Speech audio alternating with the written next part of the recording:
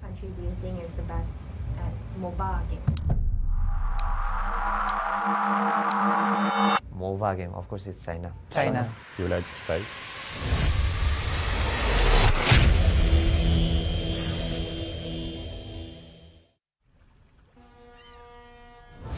I think it will grow more because they do everything to win, like that kind of mentality. 觉得我们队伍是一个比较敢打敢拼的队伍吧，就是无论在国外还是国内，我们都是一个很敢于去打架的。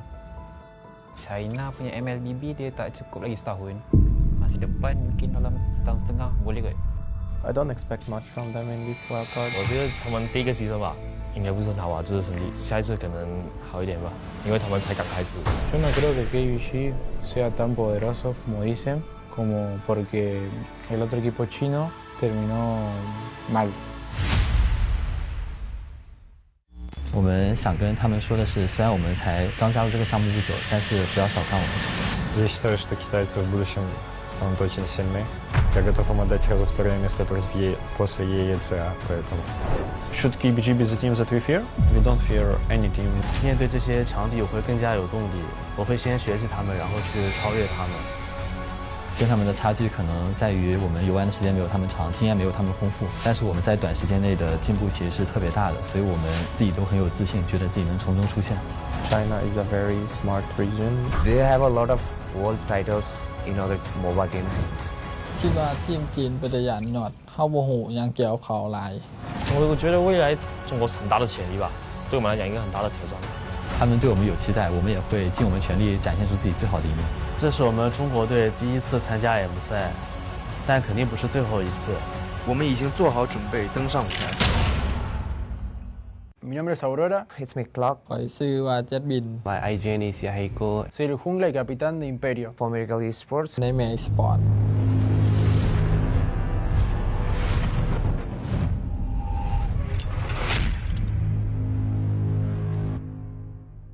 1 year ago, when everything started, we couldn't imagine that 1 year later we were going to be in Malaysia trying to get to the M5. At first time when M1 came, we were like, wow, a World Cup for Mobile Legends. That's only for the big region like Indonesia, Philippines. We can just dream of it, we can just think of it. The dream started when we make a company to organize tournaments in Peru. Popular game we organized was Mobile Legends. So my partner told me to make a team that plays that game. And that's how Imperial was born. แต่ก่อนกับสิมีงานแข่งพอสมควรแต่เดี๋ยวนี้ก็รู้สึกว่างานแข่งเริ่มหลายขึ้นเพราะในลาวมันก็สิมีผู้เล่นเก่งๆหลายขึ้นเพราะมีทัวร์นาเมนต์หลายขึ้นเขาเจ้าก็ตั้งใจสอบเพื่อให้ฝีมือตัวเองโดดเด่นขึ้นมา The official tournament also came in Nepal. We can practice much, have a proper skills. We can grind more and be skillful. Bien, jugar contra Bigetron Sans dentro de la Liga Latam fue una experiencia que nos ayudó demasiado para madurar como equipo, como personas y vivir el momento. The experience of playing in Sao Paulo in front of Brazilian people, going for RRQ or Akira, 2 meters from the players. Brazil, Brazil, Brazil. In the end of one of the matches, a couple of them ended crying because they're kids, they're 16 years old, no? And they've learned that losing is part of the game as winning. Es una oportunidad para pasarle en equipo, entre amigos y aprender, disfrutar. Vean mucho los otros equipos y disfruten. Nosotros hace un año no esperábamos estar aquí, estamos a un mes. ¡Let's go, Imperio! After losing ISF, I was like, we're gonna need a coach. I keep on messaging each and everyone, and I found Omox is from like Wikipedia. Other coaches doesn't want to take the risk at a new region, at a new team. For America, I can see that they have dedication. I told myself, let's be the first one to give them hope. So I hope we can clear all the stage so that the next generation won't suffer that hard to prove their skills to the international level. For America, let's still hold it! There he goes, loves the immortality! Gets the To be brutally honest, I would say 99% SMG will win. Team SMG will keep their nightmares at bay in day number 1 of the wild card as they That 1% is the hope and dedication from Fall Miracle with the chemistry that they have for 5 to 4 years that is going to make us win over SMG. We are here at Gamers 8 to show that we are walking the walk. We have had amazing reactions, major idea owners, and a lot of potential partners and stakeholders coming in here and taking a peek. The biggest cube over here has been the nexus of this zone. What I saw it from the outside is very mysterious. You want to know what's happening inside. Felt like, you know, this is an MMORPG, but R is not role-playing, it's real world.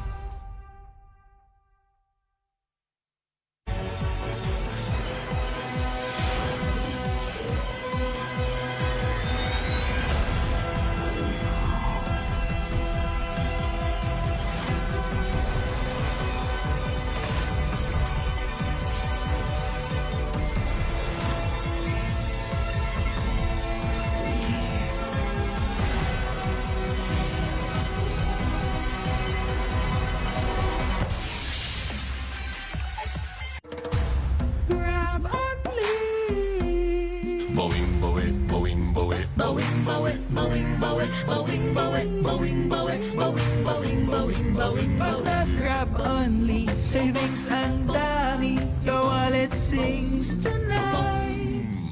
Laki ng bawi, pag nag-grab only, save 2 4 4 alright. Bawing, bawing, bawing, bawing, bawing, bawing, bawing, bawing, bawing, bawing, bawing, bawing, bawing, bawing, bawing, bawing.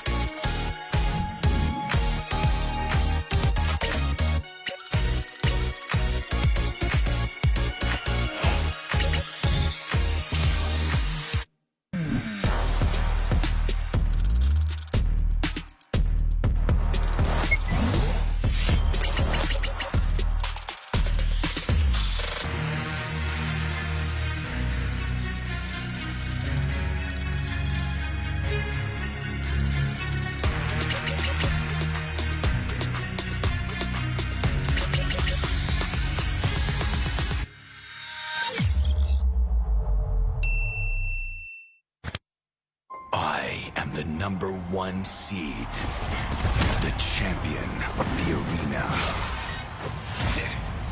The fans adore me, Because I've never lost. Yet you are afraid. Afraid that you will lose everything.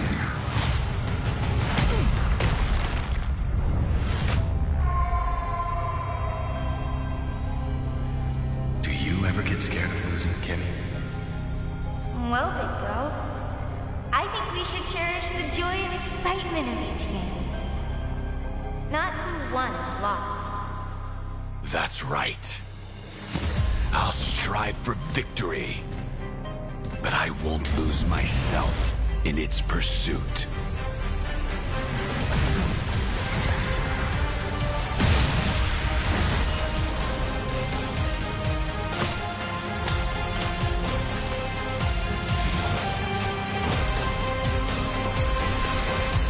World Championship. I'm back.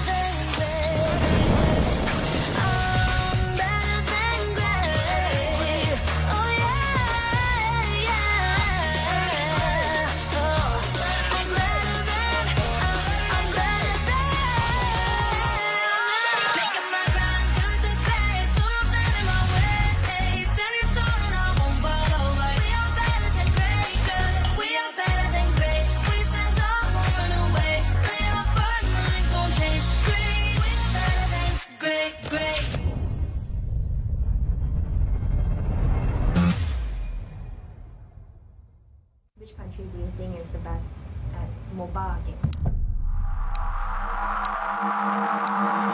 MOBA game, of course, it's China. China. Является Китай.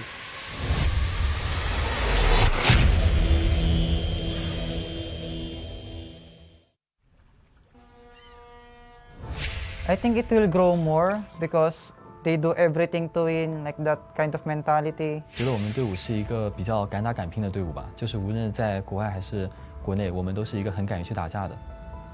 China punya MLBB dia tak cukup lagi setahun. Masih depan mungkin dalam setahun setengah boleh kot. I don't expect much from them in this wild card. 我觉得他们第一个牺牲吧，应该不是很好啊，这次成绩，下一次可能好一点吧，因为他们才刚开始。 Yo no creo que KUG sea tan poderoso como dicen, como porque el otro equipo chino terminó mal. 我们想跟他们说的是，虽然我们才刚加入这个项目不久，但是不要小看我们。 Я считаю, что китайцы в будущем станут очень сильны. Я готов им отдать сразу второе место после EECA, поэтому... Should KBGB the team that we fear? We don't fear any team. 面对这些强敌，我会更加有动力。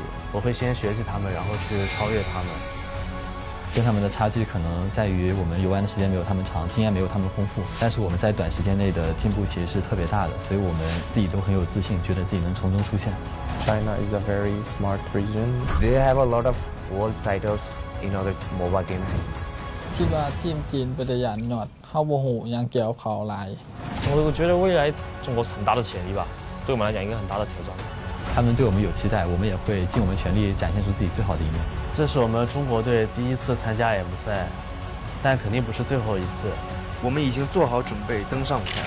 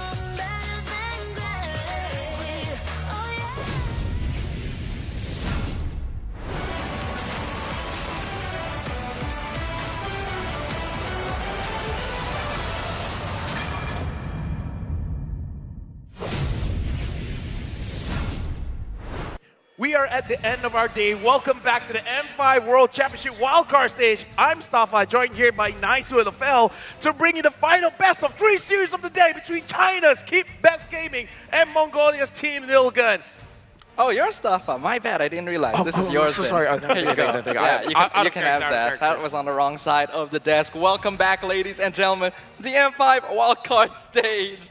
If you don't already... He's feeling good now. He's Dodo. He's Dodo, yes. He's feeling good. Stafa. This is Stafa right here. Hello, everyone. What is a Stafa thing to do? I don't know. What is a Stafa thing to do? That's a good question. What is a Stafa thing? You tell me. I'm not going to be able to... What is a Stafa thing to do?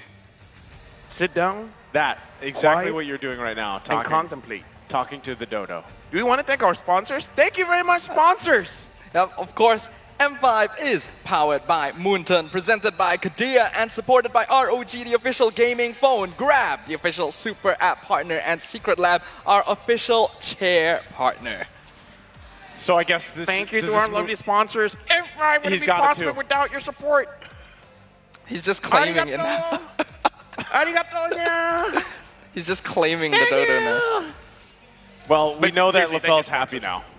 That's what we know. But is the dodo happy? That's the question. Are you happy, Naisu? I'm comfortable, you know? I'm just... I'm waiting. He's just okay. I'm all right. I'm just waiting to get to, you know... We have tomorrow ahead of us. And you know what would make you more comfortable? What?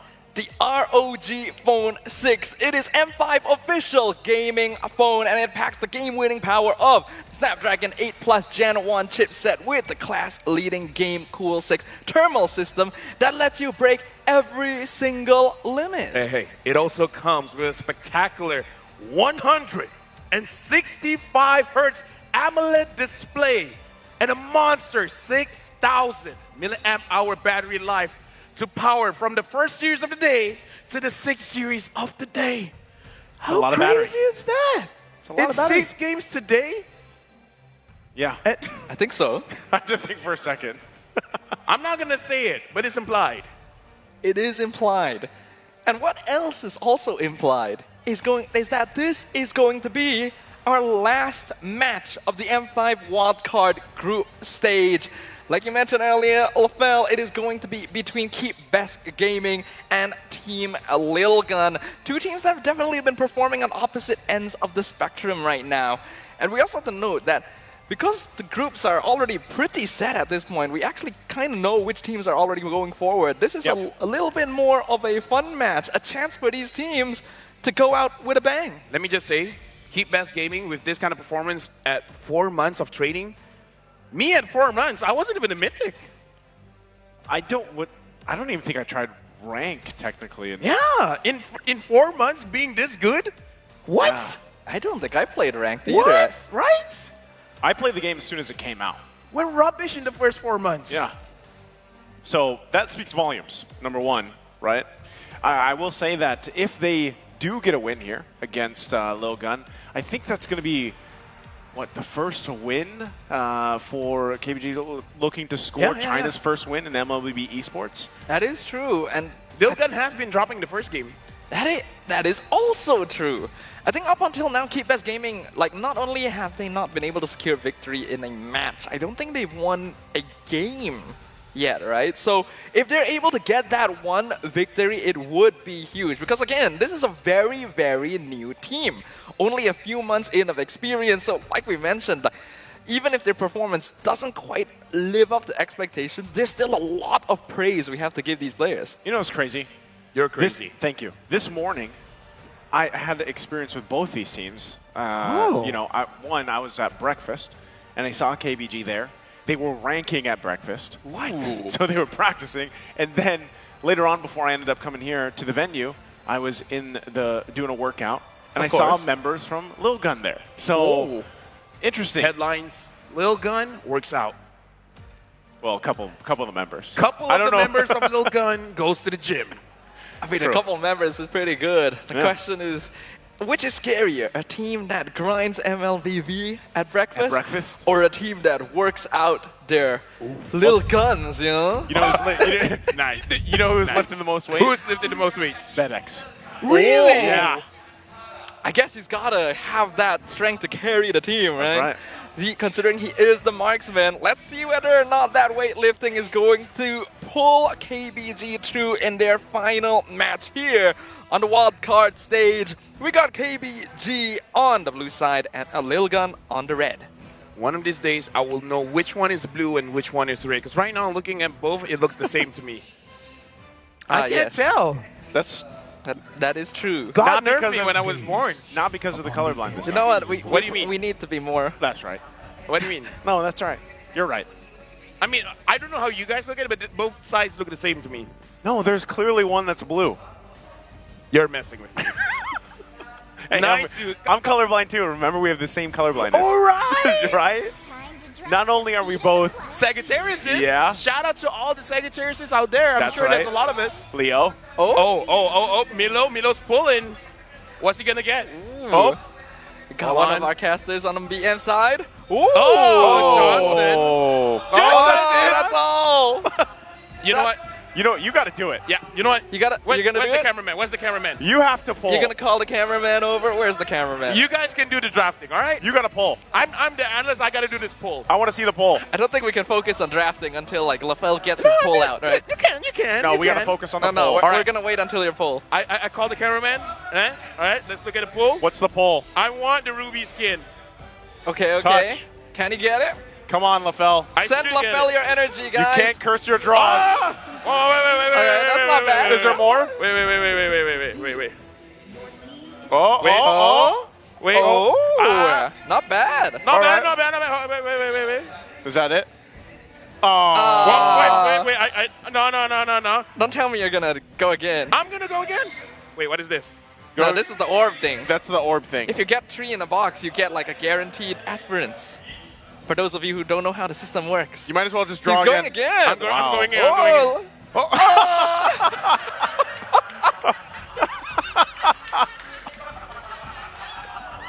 Man. You know. That feels bad, man. Go Poor again. LaFell. Poor LaFell. Send your thoughts and prayers to LaFell, guys. Yeah. Well, I think the first poll, he had the tickets, right? So. Yeah. Oh, he's doing it again. Oh, nothing. He didn't get anything again. Oh my God. Oh, he's just walking off. He's just walking off stage right now. Hey. What will we do without him? That's all right, LaFell. You know, sometimes. That's so sad, though. Sometimes you don't get what you want in life. If that were me, I don't even know how I would feel. I'd just be depressed for the rest of the day. How about you, LaFell? How much diamond did I spend? I don't know, LaFell. How much diamonds did you spend? I didn't even put. By the way, I'm so sorry to the people handling the mic. Did it have a big thump? No, it was okay. It was all right. All right. There was some I don't know about the thumping. viewers at home, but, you know. Viewers at home, if you have the same experience, I'm with y'all. I'm with you. Maybe it's time for you to open a support group. I feel the pain. Hello, members of the group. My name is Afel, and yes, I love skins. Is that how I should do the opening? I think it sounds about right. And I didn't get any. Yeah. I mean, I got a few, but I wanted rubies. Skins Anonymous. Maybe Yeah, eventually, right? Yeah. Eventually you'll get that ruby skin. For now, though, I think it's about time to jump back into the draft because we do have some interesting things happening here. Keybase Gaming with that Bruno opening, followed by the Turisla Novaria. So already some pretty solid team fighting. But Lil Gun respawn with the Arlet Faramis and then the Ixia. Let me just say, all of the heroes here that you see in front of you, yeah, I didn't pull any of their skins. That's good to know. That's an oof. That's a big oof. I would be okay if I got the Leomorn skin, honestly. I don't use that much Leomorn, but it's a pretty cool skin. But you know what? Yeah. Ixia, do you want to know why the Ixia is picked? Why? I talked to a lot of gold leaders. Yeah. And this is the only matchup that they're comfortable going up against the Bruno. The Ixia? Brody is a 50-50. Yeah. The Ixia feels like an 80-20. She's just like the perfect glass cannon, though. Yeah, here's the thing. I would be comfortable using an Ixia if I already see a Terizla. Because there's no Yuzong. If I'm going to be afraid of anything, I'm going to be afraid of a Yuzong. I'm going to be afraid of a Khalid. Yeah. I'm going to be afraid of Ghost and God. Okay. Other than that, I'm okay. But can't Terizla like jump you with the penalty zone as well? Wouldn't that be a concern? If you imagine that doesn't exist, if you just imagine that Flicker is a skill that he doesn't have, then there's nothing to worry about. Don't be afraid of something that's not there. So you do. It's that easy. You do have to lie to yourself a little bit. Hey. Oh, now Rose is doing it? Oh, Rose. I just want her to have worse luck than me. That's all I'm asking for. I don't know, man. I think that's a tall order. Oh, she got a Lightborn. Lightborn Alucard. Dude, you guys are making me want to draw. Yeah. Maybe we should call the cameraman okay. again. I have the skin, so I don't mind that much. Yeah, I have that one too. Right? Yeah. We're rich. Oh, that's all she got. That's all she got. You know what, Rose? I don't think Go that home. compares to your Saber Johnson and. Oh, she's going to do one more. Is she still going? She's going to go again. We're competitive, all right? Oh, I guess she did. She just pressed it. All right. Go again. Oh. That's just a You. I don't know which one was worse, yours or hers. Mine. You did 3, right? I did 3. You did do 3. She needs to do one more to make up for it, I guess. How many diamonds is the poll? You can use tickets, though. I only use tickets for the first 10. So, we are casting though. You see what we have to do to keep everyone entertained at home? No. We're doing our job. We're like promoting the game, right? Yeah. Right? The event in the game. I guess so. Exactly. Is Where the were we poll again? technically tied to the event? China and Mongolia, you're both our strong MLBB region. China and Mongolia are right. What's Sihat? Sihat means healthy. He's asking if we're good, basically. Yeah. The caster, are you healthy? Yeah, are we good? Are you good? Because Are you tiring good? day. Yes. We're good. I'm Sihat. Are you Sihat? Yes, I'm Sihat. Exactly. That's Is good. that right? That's right. That's good to know. Going into the draft once again, though, we do see the Akai join the ranks of Keep Best Gaming, and there definitely seems to be a pretty powerful team fight combination happening here for them. We did previously mention the kind of anti-synergy, though, between Heavy Spin and Penalty Zone. No, I would say, though, this is a very good composition for kiting. Right? Because Terizla can, like zone people away, and if everyone gets too close, that guy can push them away. And That's true. Bruno as well as Novaria, they're very comfortable with moving back and attacking at the same time. That is true. That is true. Rather than comboing them together, using them as different tools could be very effective I'm here. a tool. Oh! Tigreal. We got one more! All right, push them away and then pull them back in. Implosion. There it is. Wow, think about that combination, by the way. That was good stuff, huh? Thank you. Yo, think about that. I try my best. Penalty zone, implosion, worldy. The worldy's implosion zone. Yeah, no. I mean, the worldy implosion zone. You're the play-by-play. It's your responsibility to make it happen. The worldy implosion zone. That's great. Why not let's just add them all together? Now let's do a next step, because some of our dear friends like to do this. A worldy implosion zone, so that would be the W-I-Z. Whiz. Yeah! The Whiz! There you go. The Whiz. Whizzing it up. That kind of sounds different, though. It sounds like you're about to go take a whiz. Oh, dude, why'd you have to ruin it? That's a Sadafa thing to do. That's a Staffa thing to do. Come on. Export the last pick, though. Yeah.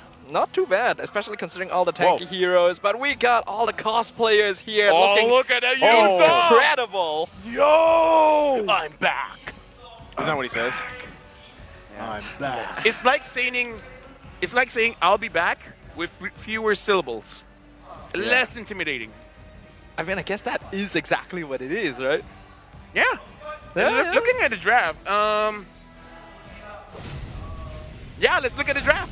Yeah, thank you very much, LaFell, for an in-depth analysis so quickly as well. As we jump into the Land of Dawn for game number 1, it's going to be Keep Best Gaming up against Team Lil Gun for our final match of the M5 Wildcard Group Stage. Wait. I saw something interesting. The Tigreal went to the bot as well. I don't know if they're trying to set up for an early kill, but Ethan here trying to slow down Simba a bit. And for those of you at home that might not know this, the roamer just be close to the buff. You don't even have to do anything because the fact that you're there in the proximity, it makes the buff much tougher to kill. So you're slowing down just by your presence. What's scarier than doing something threatening?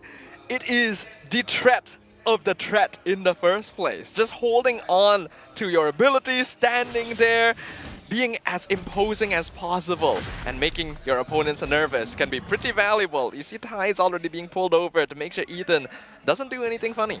Something about Ethan here, trying to slow down Keep Best Gaming, makes me feel like Team Lilgun, they're waiting for level 4s for them to all of a sudden increase the pace of this game. Because it feels like we're slowing you down enough because we're just waiting on that one thing. I like what KBG's doing here, though, too. You know, they're matching the rotation of Lilgun. They're working around it. Simba's going to have his level 4 now, and they're taken care of. But that's one of the bigger things is when do they find their first win for this game? We have seen KBG actually have a lead in the past through the wild card so far, but biggest thing is can they actually maintain a lead if they garner themselves one? It's also interesting to note that Keep Best Gaming, at least in the mid duo, they don't stay in the lane for long. Even the EXP, they really just come to the lane just to last hit. Well, right now they're going to focus on Aizen, but he's got the armor, so they get him to that half health. Turtle's now up. You'd see everybody except the gold laners, of course, making their way for this. Aizen's going to wait a little bit longer. There's the penalty zone. They're going for it. He's going to scoot on out of there. Netherrealm comes through as well. Heavy spin, everything committed.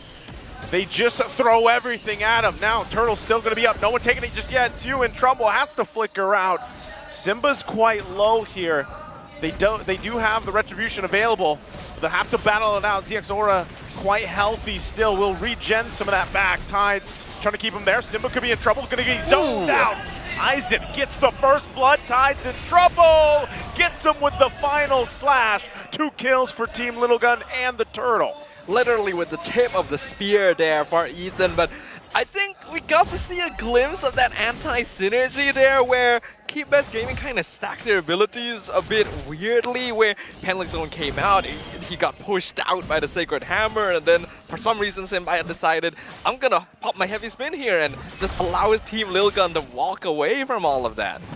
Oh, well, right now they're going to try to get ZXora. They should be able to punish him as they do. See who gets the kill. There's the heavy spin on Aizen, trying to last Insanity out of there. Not sure if they'll actually be able to get that kill, so they're happy with that. Bottom, top side, though. Bebex there, going to be just fine. Ethan there to help him out.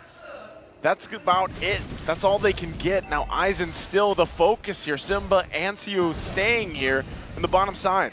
No kills, but you got to admit, that looked cool.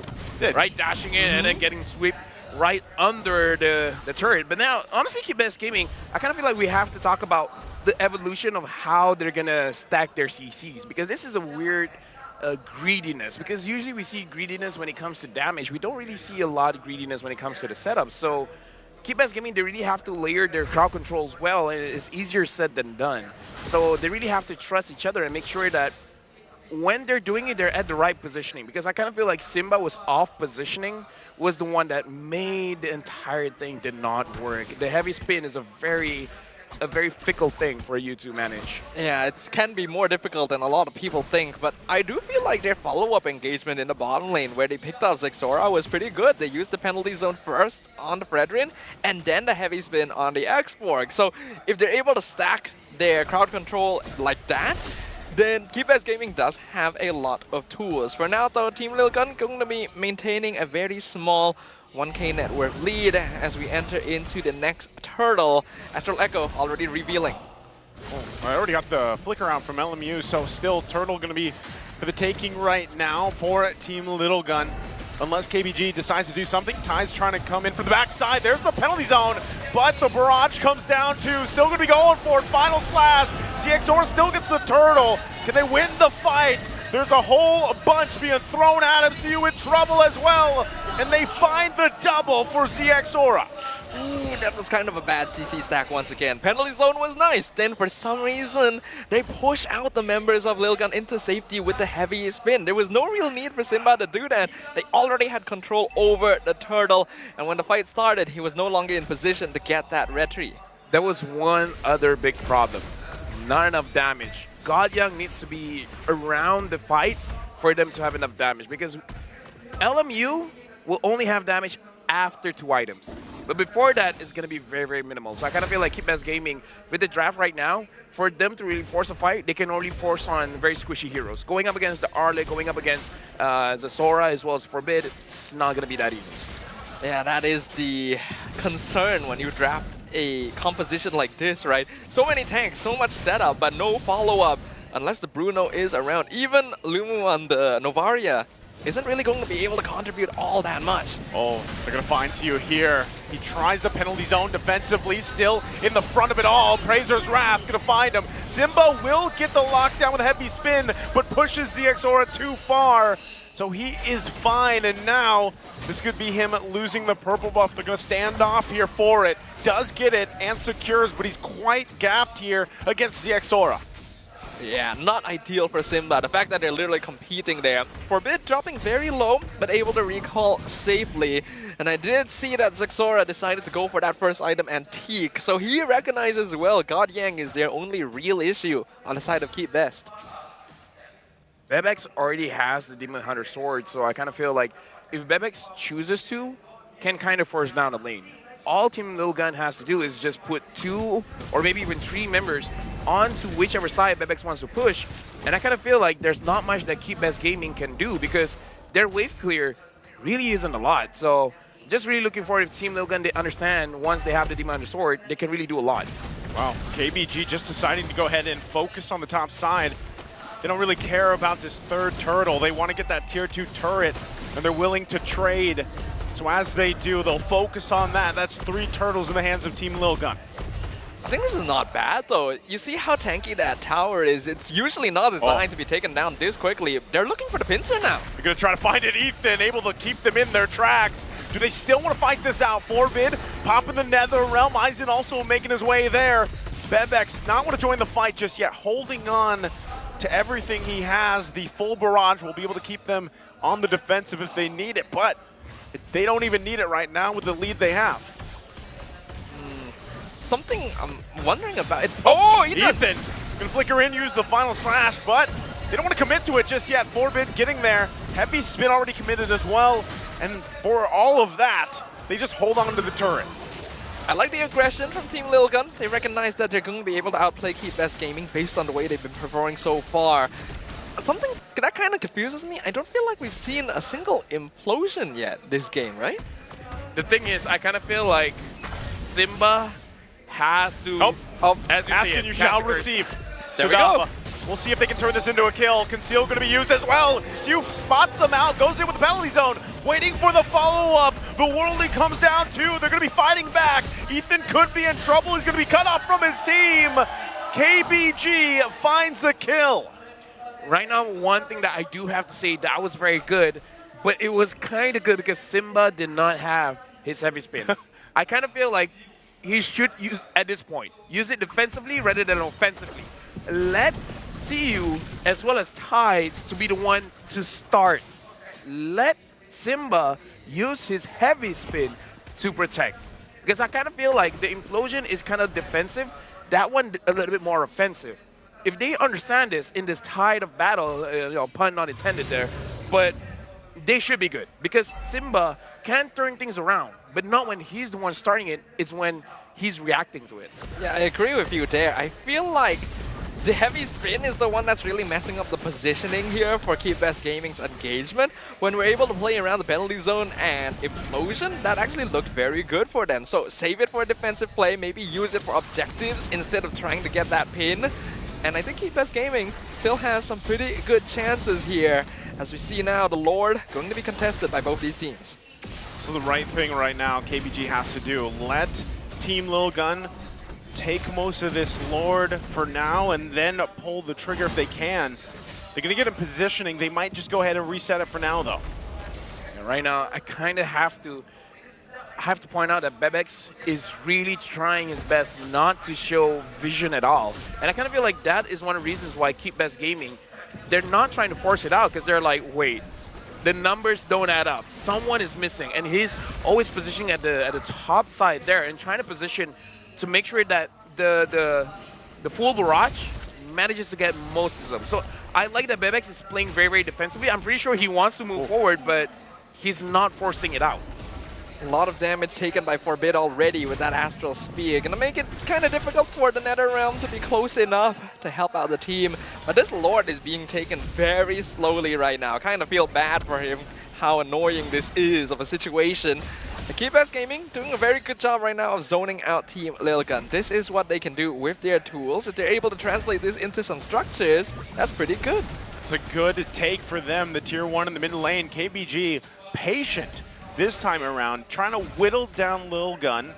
And although the Lord isn't committed to or taken, KBG is doing the right thing for now. It looks like the conditioning is if the Astral Echo actually pinpoints where Bebex is, then they have a better time deciding to go for this lore or not. And I like that they're still managing the waves to make sure that they have some kind of advantage. Oh, I think they're going to go for it. Again, wait for Ethan. He's probably waiting for Bebex as he is. There's the Flicker Implosion combination in. Lord's going to be secured by Simba, able to get it. They're going for the backside, though. Ethan a little bit too late. They might just disengage here. The Lord secure for KBG. That's what I wanted. Yeah, there we go. Just use it defensively. Just use it to disengage. It's very nice there. The aggressive implosion and the defensive heavy spin once the Lord has already been secured to make sure that Team Lilgun cannot follow up. If Keybest Gaming can keep this up, then they should be able to do quite a lot with this Lord push. Lilgun has the goal advantage, but Keybest Gaming is the one holding the map. Having that crowd control, like I mentioned, right, the threat of the threat is constantly present. As long as the cooldowns on these big ultimates are still available for Keybest Gaming, it's very difficult for Team Lilgun to find a safe enough opportunity to walk up. Tides gonna get spotted out. Oh, that implosion's not gonna land on who he wanted it to. But they're happy with the turret. They get the tier 2, but given that it's now down, he doesn't have that implosion anymore. The Lord is gonna get quickly worked on, so they won't even be knocking on the base of Team Little Gun. What confuses me is that I feel like Bebex was already capable of joining fights a little while ago. Yeah. And he's still not. I feel like I've not seen the full barrage all game. He's being disciplined, but to the point that it might be a detriment, where discipline turns into passiveness. I kind of feel like he's making sure that he doesn't make a mistake. Right. But at the same time, he's waiting for a setup. But Ethan and Zexora hasn't really been setting anything up for him. And part of that is how Keybest Gaming using the Astral Echo to slow down and find the positioning of Team Lil Gun. And based on how they're positioning, they're not really making it good for Ethan to pull anyone back, because even if he gets the final slash on the Akai can make it back for Team Lil Gun. So I kind of feel like Keybest Gaming, with the pressure that they have in terms of how their hero operates, it makes it so that Team Lil Gun, if they go for it, it is going to be a mistake. But with that being said, I do agree that Bebex can, at this point, force out the full barrage and maybe get something out of it. Especially with 4 items, right? That Malefic Roar now completed means that he should be able to quite easily tear through the Keybest Gaming, even on the tankier heroes. So the fact that they're playing so defensively is good because they're respecting the crowd control, but I'm worried that if this takes too long, Keybest Gaming are going to just push on in. I'm just going to say one thing, Keybest Gaming, I kind of feel like other teams can use the same draft, but they will not use it in the same way. Keybest Gaming, they're really looking for LMU to open up the map for them to make a decision. Yeah. Do you have an Astral Echo? No?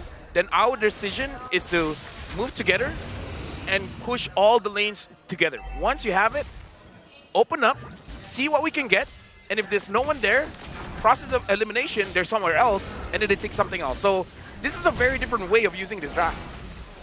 Perhaps so. We have to remember again, this is a very new team, so they may not have the experience needed to make those kind of decisions. As of right now, their gameplay is still pretty good, since they're able to push Team Lilgun back like this. The Lord gonna be dropping the half HP, Astral Echo comes out, they see the members in the brushes, so that's gonna be good information for them to contest this neutral objective. Exactly what they had to do, right? Bebex, that's the one thing about Ixcho. There's the implosion. Not even going to happen. Bebex going to lay down the full barrage. He's going to be a push back, though. Simba goes for it, but Tides falls. Last Insanity with the final slash of the perfect members. and Team Little Gun fires back, taking down 3 members of KBG, and they run it down mid after that. Ooh, okay, that was not very good. Again, save the heavy spin for defensive maneuvers. They had already set up nicely with the implosion, and then the heavy spin comes in and completely spreads out Lil Gun again, making it very difficult for Keep Best to find the angle necessary. Not to mention, even if, yes, it looks like he's trying to push away the full barrage, he's also pushing Bebex out of danger, so... Yeah, definitely. He's making it so that Bebex is out of the range of LMU as well as Godyang. And that's kind of not what you want, because your damage is coming out of Godyang. But again, it's the anti-synergies. We talked about it. Yeah. Yeah, this is worrying right now for Keep Best Gaming. Their gameplay is very inconsistent, right? And yes, you can attribute that to inexperience, but Team Lil Gun are just taking this slow and steady. And while that's a safe choice, a lot of teams would have already found many opportunities. Taken. Yep, LMU gonna get that buff. So we'll see if they can still push into the base at least here, maybe get a turret or whittle it down, but I'm not sure if Lil Gun's gonna let that happen, right? The Lord was already made quick work of. KBG though, they're still trying to find wins where they can. It's just, again, Simba might want to hold off a little bit on that heavy spin and let it be set up by Tides or even CU here. It's very interesting how Team Lil Gun, they have the gold advantage, but Keep Best Gaming is the one that plays like they're having the advantage. This is just the effect when you have a lot of heavy front lines able to actually move forward and not really get contested. Now, Conceal has been used. Can they get anyone here? Okay, they're going to spawn out ZXora using the implosion. They get the Nether Realm in response. There's the full barrage into the final slash, into the last insanity. Everything layered on top of each other. And now Team Lil Gun will be going down. Actually, they're going to be on the chase here. They might want to go in and get that tier 2 if they can. LMU has to sit here and try to keep them at bay. I'm reminded of an old strategy that we kind of coined as the broomstick strat, where you would push people with that, with the final slash into the Numenon blast. I feel like this is a similar situation where you push people back into the full barrage, allowing for Bebex to really tear through them. And this is what I was worried about Keep Best Gaming. They're losing that timer. Even with the pressure coming in, Bebex is going to much more easily deal with their team once the late game arrives compared to Godyang. Yeah, Bebex is definitely not making any mistakes. And as you can see, the damage coming out from Bebex is actually quite a lot. That's why I was very surprised, because looking at the kill score and the goal lead, you wouldn't believe that Team Lil Gun is the one with the gold advantage, but whenever you see a fight, your mind is like, oh yeah, they do have the gold advantage, because the damage is there. Keep Best Gaming, that's their problem. The damage is not there. And, Tides trying to make something happen. He does get the flicker out though, so that's at least down, but they actually just want to go ahead and keep fighting this. Bebex going to lay down the covering fire with the full barrage. Tide's going to be in trouble here. He falls, and now they're on the run. Lord has to reset. This is for Team Little Gun to go ahead and take the space here. Forbid goes in. Final slash going to follow through. CU forced back. And now, once again, Lord going to be consumed. Going for it. Simba will push them away with the heavy spin, but he's got to retreat here. And this is Team Little Gun's Lord. Very awkward use of that heavy spin there by Simba. He could have not only saved it until this point and then dash in, push him out, get the Lord, get out. That's usually what you would see teams play around that with.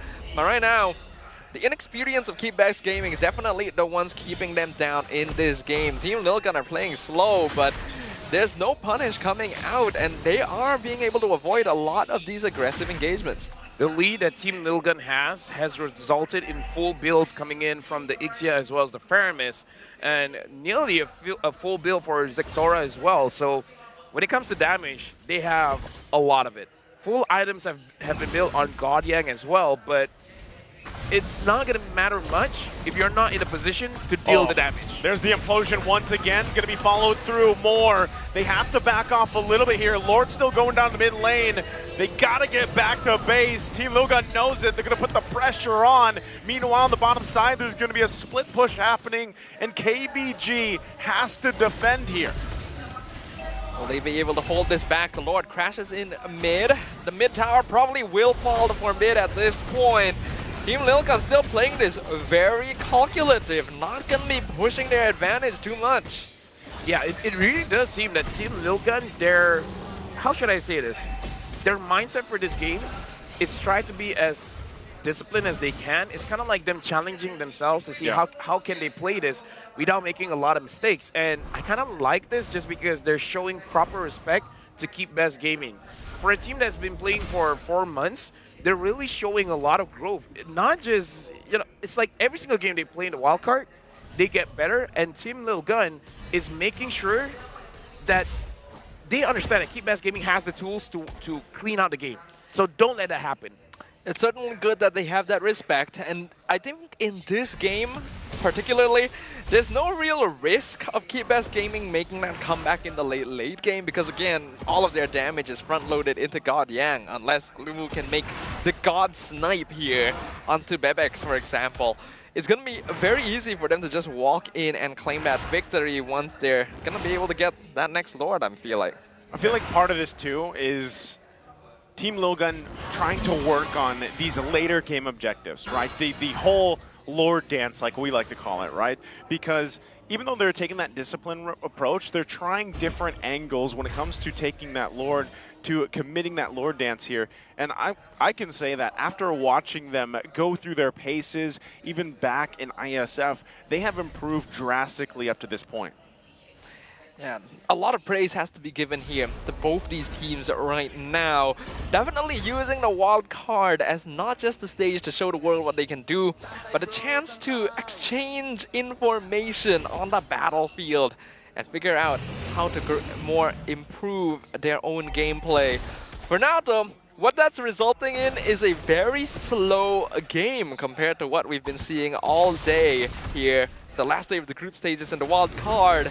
We'll see if that changes in the next few moments, because the Lord is now up and the teams are positioning themselves. Well, 22 minutes in this Lord Dance, we'll see which team will make the first mistake. In the previous Lord Dance, even though Keep Best Gaming was able to secure the Lord, but unfortunately Bebex was in a position to counter-engage. So even if they do secure the Lord, it's not going to be looking good for them. So Keep Best Gaming, the decision-making here is not going to be easy. This one, once again, started by the final slash. Gaudian could be in trouble. Full barrage comes through. Simba quite low. Has the immortality, going to be forced back. Forbid as well. Pop the Nether Realm. Still going to be going. Eisen has the armor, but they fire one off. He does fall. Now Gaudian chasing down Ethan with Tides. Tides still looking for his own setup. But there's Ethan with the final slash again. Has his own immortality. KBG on the hunt here. Immortality pop by Ethan. He's probably going to go down, as he does, by LMU. And this is KBG's Lord now. Okay, we were talking about Team Lilgun trying to avoid mistakes. As we say that, they made a mistake. The caster curse remains strong as ever, but what a catch coming in here from Keep Best Gaming, being able to play around that final slash initiation by Ethan and actually punish their opponents for it. That full barrage, not being able to do a lot of damage here to Keep Best Gaming, probably switched things up heavily for them. I would say the damage is there, but Bebex doesn't want to make a mistake, doesn't want to flicker forward. Because we see a lot of gold laners, when they open the full barrage, the moment someone gets out of their reach, they flicker forward. They flicker forward, bring them back in range, and do some damage. Bebex refused to do that, and that might cost them the game. What confuses me right now, though, is that, yes, Team Lilgun are playing with respect for Keep Best Gaming, but this feels like a very different style than we're used to seeing from them, right? Agreed. Like, even in Game 1, when they're trying to, like, even if they're experimenting or trying to figure out their opponents, there's this aggression, there's this confidence, and we're not seeing it this matchup. They have a 10k goal lead just now that did not look like a 10k goal lead. It looked like it was even. Yeah, they're going to have to deal with this Lord here. It's knocking on their base. No commitment, though, just yet from KBG. They want to get another turret here. Forbid at the front of it all. ZXORTA as well, and Eisen to hold down the front lines. They're going to lose this top turret as well, unless they can do something about it. They have to keep an eye on all sides of their base. Yu waiting there patiently as well. Has the penalty zone.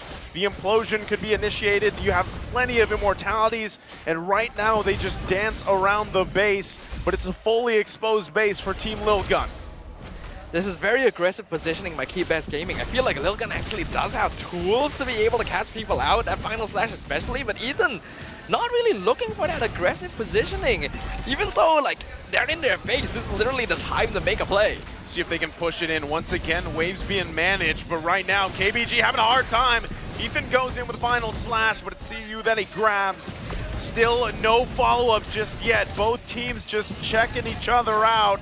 Still Simba, he's gonna get caught out, has the retribution to get the heavy spin out as well, but still gonna be battling it out in that mid lane, forcing Tides back unless the implosion helps them out. They're gonna fight it out. NetherRealm comes through, and this might just be a disengage from Team Lil Gun. I don't know what Keybest Gaming is doing to Team Lil Gun, but Team Lil Gun is like slowly running out of options, right? Because it really looks like they have opportunities to really do something, but it comes to a point where the damage coming out from Bruno is a little bit too much. Yeah. So whenever they go in front, they're having the risk of being taken out. It's not only that as well, it feels like there's a coordination issue happening here. Yeah. Where like, they're trying to communicate, but it's taking so long for them to decide what to do that they're just kind of running around in circles, not really making anything happen, even when the opportunity is right in front of them. This is a very different Lil Gun than we're used to seeing, and it's a little bit concerning, all things considered. Right now, we can see that Keybest Gaming, they are starting to lord. Bebex, again, is positioning in a way that I do want to see. I feel like it is going to be outside of the range of the full barrage. Will Bebex be...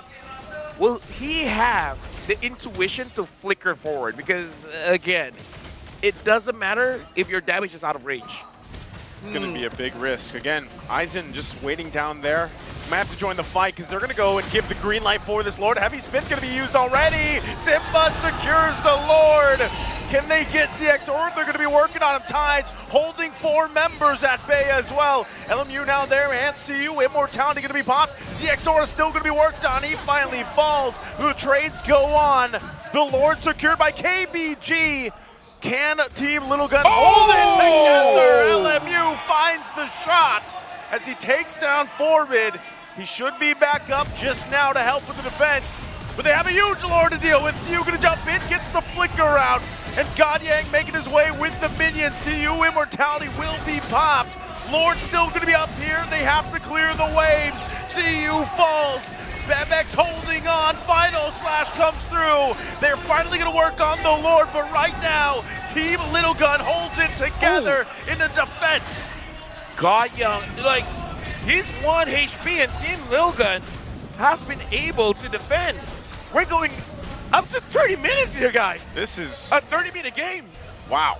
Powerful defense by Team Lil Gun here. Keybest Gaming, though, doing a very good job despite the odds up against them. By all means, this is not a lineup that should be winning late game compared to their opponents, and yet they are making it happen. We are seeing the potential of the Chinese representatives. I'm speechless. 30 minutes here, altogether 19 kills in total. Basically full items for everyone. The goalie kind of doesn't matter at this point, and Bebex has not died at all. Just now almost died by the damage coming in from LMU. Keybest Gaming, they're having a hard time trying to close out the game because at this point, since they're able to push Lil Gun back in their base, it's like, yeah, might as well just end it. But Team Lil Gun, they've been managing to clear the ways very, very fast, especially having Bebex on their side. If they can find a way to kill Bebex, that might be the full green light for Keybest Gaming to win their first game in the wildcard. It would be pretty huge if Keybest Gaming are able to secure a victory here, even if it is just this one game. Right now, their chances looking the strongest they have in the wildcard stage so far, but they do still need to be able to break through the defense. Ixie as a hero is honestly very difficult to push in against, just because you can just stand behind the crystal, pop that full barrage, and all of a sudden, your push is gone. Team Lil Gun kind of feels like Keybest Gaming is pushing them outside of their comfort zone, because usually we see Team Lil Gun goes in guns blazing. They're just like, especially early and mid game, is where they're kind of at their peak. That's the point where Team Lil Gun build their name, but it looks like Keep Best Gaming, the way that they rotate around the map, is really making Team Lil Gun really think about it. And LMU, again, stealing away the purple buff. On point. On point. You know? That's very nice. Being able to take those little victories will make a difference at this point. No one on Lil Gun really depends on that purple buff, but it's still mental damage inflicted somewhat, right? And right now, what we are seeing here is going to be a battle of stamina. 30 minutes in, both teams' bases actually pretty exposed. A single mistake could make everything. And the 6th Lord for this game. Again, 31 minutes in. I don't know how many games have gone to this point in the wild card so far, knowing that we have an average time of 18 minutes. This one is definitely one of the longest ones, and right now, Team Lil Gun waiting patiently here. We'll see if Simba for KBG can do this again. Pull off the correct heavy spin and get the retry battle against the Exora. Lord dropping low. The Tide's getting pulled in, but again, no real commit. Both these teams are very afraid to start a fight right now because, again, they know just how fragile the situation is once you get this late into the game. Lord very, very low. 23,000 health left. And now the Astral Echo managing to get 3. I don't know. Team Lil Gun, Zexora has to be able to secure this one. Tides and Siu is waiting for Zexora. The base is being pushed in. They had to send him back. Penalty zone comes through. Simba gets the Lord. They had to defend the base. Conceal going to be used as well. They're chasing ZXora. They want to cut him off from the team. Siu flickers in. Goes back with the team. Goes the other direction. They say ignore it for now. We got to walk the Lord in the base. I feel like these decisions are being made a little bit slowly by Keep Best Gaming, but they're still able to sink the top and mid wave with that Luminous Lord shoving in. Once again, we're going to get an opportunity here. Can Keep Best Gaming end this? They have to. Aizen pulling that Lord for a distract. They're going to try to push it in. This is quite a beefed up Lord and minions coming through. Team Little Gun has to win this defense. Siu still has the immortality. Simba going to use the heavy spin. It's going to be working on the base. They just have to hit it. Bebex drops the full barrage into the final slash, where the base is going to be worked on. And KBG gets their first game win of the wild card here. The first win of Keep Best Gaming and the first win of China on a MLBB esports stage. Keep Best Gaming showing us at the very end of the group stages that their potential is still growing, and they've got more to show during their time here. I mean, look at how happy they were winning that one. I mean, like, the entire team is ecstatic. I wonder if this momentum can push them to a 2-0, because that game they were pretty clean. Sure, Simba made some mistakes on the heavy spin, but they understood what was the mistake and they readjusted it. I feel like he learned in real time. Right? Right? The entire team, this entire tournament. We were calling it out in that game, and then you know he fixed it for the most part, I would say. So again, just it's quick adjustments like that is what KBG has to keep doing, and this was a great game for them. Yeah, it appeared to be a little bit of a trial by fire for Keep Best Gaming here, because the game went so long. They were given more and more chances to actually test things out, attempt different sorts of engagements, adjust to what Team Lil Gun would do, and eventually they're able to break through the defenses and secure a victory for themselves. Team Lil Gun, their performance definitely a little bit different than we're used to expecting. Wonder if the team is trying out something different as well to maybe deal with their 2-1 streak so far, but whatever it is, they're still going to have to go back to the drawing board a little bit for now. But Keep Best Gaming, congrats to them, their first win. Calling out the stats, man.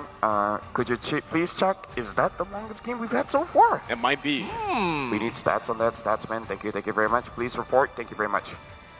That would be good to know. Anyway, let's talk about who our MVP is. And from the side of Keep Best Gaming, it's gonna go over to Lumu on the Novaria. being able to get those snipes, being able to pick off members like Forbid, send Bebex back to the base in these long extended lore dances, allowed Keep Best Gaming to finally eke out an advantage and put more pressure onto Team Lilgun. 2 purple buff steals as well. Yeah. That's true. It's not here in the stats, but we remember it might be even more that we just didn't see. Not only that, but it got to a point where the shots that he was landing and the vision that he was providing is what kind of changed the course, at least the pacing, I feel like, of Team Lilgun and kind of how they approach some of these objective fights, right? Even the later on lords, again, this was like what? We had 6 lords, I think it was. And at that point, when you're getting whittled down and all the shots are on point, it's hard to approach a fight, obviously, at half health. Yeah. The mentality definitely started whittling down Team Lilgun somewhat as well. It's not often you have to play such a long game, especially with your base wide open for so long as well. We can relive the moments here in the highlights, brought to you by Grab Unlimited, where in the beginning, it was fairly back and forth. Keep Best Gaming got some good engages and then made some mistakes, but the same could be said for their opponents. I would say this game, the real, like, LMU is the MVP, not just because of the stat line, not just because of the damage, but really is the enabler to make sure that they are able to move as safely as they can. Because the mistakes coming in from Keep Best Gaming is really just the stacking, the stacking of the crowd control. But in terms of moving around the map, they didn't really make a mistake. Like here, again, mechanical mistake, Bebex kind of put into a safer position by Simba, but other than that, other than mechanical mistakes, macro-wise, they did well, and it's all because of LMU giving the vision and giving that extra range for his own team. Yeah, the combination of the Astral Echo providing information and then all these big ultimates coming in from Keep Best Gaming made it very difficult for Team Lilgun to decide when would be the best opportunity to try and engage some of these fights, and that hesitation would end up costing them a lot of the time with skills wasted and so on. I'm not sure about this too. Maybe we can get the stat guy on this as well. Is this Tigreal's first win? I believe so. Yes. Yes. The 1 win out of 3. I think it's like 4 or 5 or something every like that. single game, the Tigreal does look good. It's it looks good. Yeah, but this time able to get a win. I consider that a plus. Shout out to all the Tigreal mains out there. Yeah.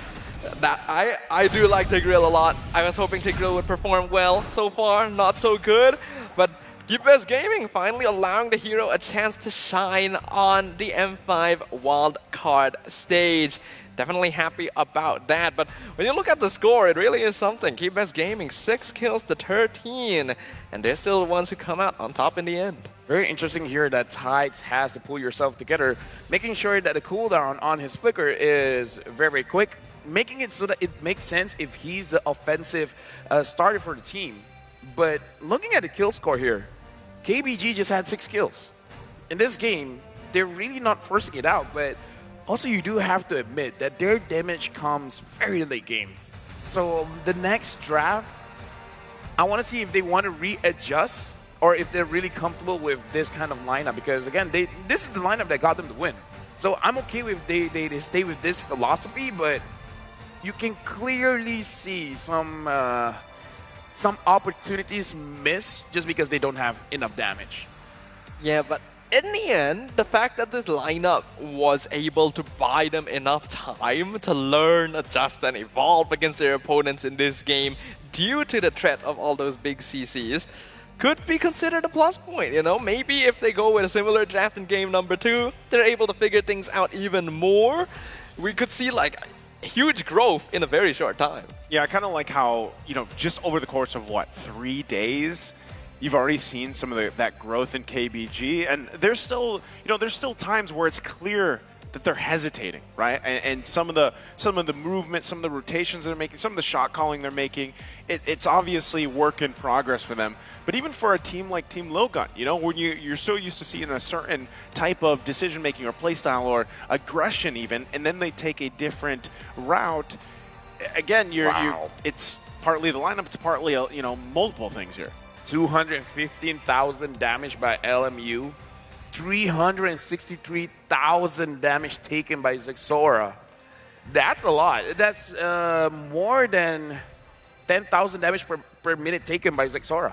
It's very impressive. The numbers are obviously inflated considering how long the game went, but it's still quite a lot when you put it into that sort of perspective. So Zexora trying to do his best, the front line for the team here. And Forbid, honestly, doing a lot of damage on that fair miss as well. But a lot of people do count out Novaria. They think, oh, it's just that one burst and then there's nothing left. But all of that adds up over time. Let me just say, Bebex did 73,000 damage. And CU did 70,000. Yeah. Numbers are not numbering right now. That's what I'm saying. That's what I don't get, right? I mean, Bebex should have, like, I don't know, 200,000 damage if, you know, played a little bit more aggressively. He missed out on a lot of like solid full barrage opportunities. It feels like he waited too long to use it. By the time he used it, Keybest Gaming could already get out of the situation. And of course, there were times when Tides and Simba were able to push him away from the Keybest Gaming lineup, so that did help a little. Yeah, and Zexora also has 69% team fight participation, which he is there most of the time, but unfortunately unable to turn the tides. I see what you did. Well, thank you. I kept that for a very long time, and I forgot about it, and I just remembered it. That's good. Thank you. I try my best for my parents. They're at home right now. Strive hard. I hope they're doing better than great. I see you. Nah, it's in the game. No, CU is in the game. Yeah, you're Staffa. You're not ICU. Wait. Yes. Yes. Don't have. I am definitely not the intensive care unit. Do not have. Now I'm not even hearing myself. Okay, now I hear I was myself. going to say, I think they cut you out, Lafel. Yeah. They just turned your mic off for a second. You know what? If I was the production team, I would do that too. They're not ready for another goal. The world is not. The world needs a rest from Lafel sometimes, you know. You can't have too much of a good thing. I feel like tomorrow I'm hosting. I just have that intuition. Promoted to host. So if you get promoted for one day. Actually, I wouldn't be surprised if tomorrow I'm just the observer. Promoted to observer. I'm the stats man, and yes, it is the longest game on the M5 wildcard. Wow. 33 minutes and 2 seconds. Is this one of the shorter games in the Philippines? It used to be. It used to be, right? It used to be, yeah. Now teams That's terrifying. Sped up, huh? I can't remember what our longest was back in the last season. It was like close to an hour or over an hour. Yeah, in history, but like last season, I think it was around like 38 plus-ish. Oh, okay. Ooh, I could be wrong. That just seems like such a test of stamina, right? Wow. What? Ooh. Mongolia's expert wingman himself. Ethan, apparently the first player to record 100 assists at the M5 wildcard. That's really impressive, actually. In just the wildcard. Considering that each of these teams only play 4 matches, and Lilkan literally isn't even done with their match. The first one. That's cray-cray. That is cray-cray. I have nothing else to follow up. Oh, I thought there was going to be something else. Dude, it's like 9 p.m. Give me a break. Maybe that's why they cut off your mic. I'm not always funny, okay? You have to buckle up for another possibly 30-plus minute game. Or let me ask you this. Let's go!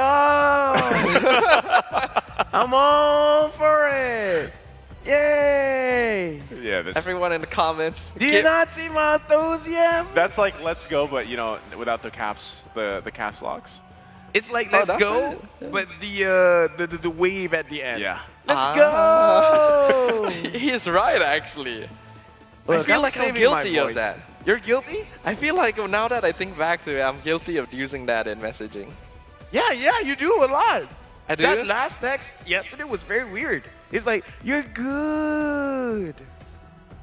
Yeah, Don't sorry text about me, man. that. Keep things to yourself. Hey, they're feeling pretty good. They're feeling pretty good, as they should. As they should. They should, indeed. The first win on the other side, Team Lilkan, definitely looking and the longest game. That is Making true. records. Like, the fact that they're still able to keep that mental up is going to be very important. Team Lilkan has got to be feeling kind of tired at this point. Look at their faces. It's very serious all around, trying to figure out. That's the kind of face that had just lost a 33-minute game. Yeah. That's exactly what kind of face that is. Remar can screenshot that. since he's off to the face he's- screenshots. He's doing face screenshots all over. Don't ask us, but shout outs to Leo, Redmar, Miracle, whoever's watching right now. And to all of you watching at home as well, don't worry, we didn't forget you. Thanks for sticking with us all this time. Let's jump on into the drafting phase for game number 2. The players have to be exhausted. LaFell's exhausted. He literally just melted into his chair earlier. What are you talking about? What- I've got what am I talking energy about? for days. Let's go. Let's Really? go. Show me your battery percentage. You want to see my battery Yeah, percentage? I wanna see Oh, your- actually, it's still impressive. 76%. That's You know a good why? battery. That's the 6,000 milliamp I was gonna say, is that the ROG? I was here the entire day. 76%. Wow. That's great. That is impressive. Wow. The Lulu for the Lulu problem. I don't know. I'm The running what? out of Why ideas. didn't you actually tell him it's been in flight mode? Actually, no. No? It's running full blast. Full blast. Full blast? What have you been running the whole time? Even when I'm casting, I'm playing a game. Oh. He's playing Magic Chess. Dude, like, is it weird that my Magic Chess finished before the game ended? No, I don't think so. Not in that particular example. We can't even hear the in-game sound now. All right, I think my phone is on too loud. Someone just opened it up. Yep. Even they're like, oh wait, I haven't played my Magic Chess today. Did I grab my rewards? Shout out to the M5 track. Make sure you guys complete a game every single day. Get those extra points. Let's talk about, Lil Gun banning out the Novaria. I think that's respect. Good respect. Considering the pressure they're going to be under at this point, right? Since they're 1 game down, we have to note, if Keep Best Gaming are able to win this next game, Lil Gun actually drops to 2nd place in their group. Wait, what? Yeah, they drop to 2nd place if they don't win this next game. And they'll be facing SMG tomorrow, which I think a lot of teams will consider as the harder matchup in the crossovers. Is that confirmed, Sadafa? Oh, so That's what the TV tells me. It's on the TV. Okay. If KBG wins this, Lil Gun will be number 2 and will face SMG tomorrow. Maybe KVG doesn't want that, right? So they should really pick up the pace. Wait. KVG wait. or No, Lil sorry. Gun? Dude, it's been a long day. Lil Gun. Team Lil Gun. Your team is picking. Yeah, you would think so, right? Like SMG was terrifying in their match earlier against Team Falcons. I feel like I don't know. It got a little dicey there for a second. I mean, LaFell was sweating. Just pick up a Claude. Oh, she got a Uranus skin. Oh, I thought that was the that's Gord a nice one. skin, though. I like that skin, yeah. I thought that was the Gord one. Khalid. Okay, we got the Khalid She's skin. not impressed with that one. Hold on. What else? Oh. Wait, what skin is this? This is Florin? Florin?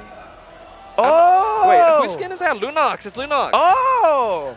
That's actually a really nice skin. Wow, that's Lunos. She likes that. She likes that, Nice. yeah.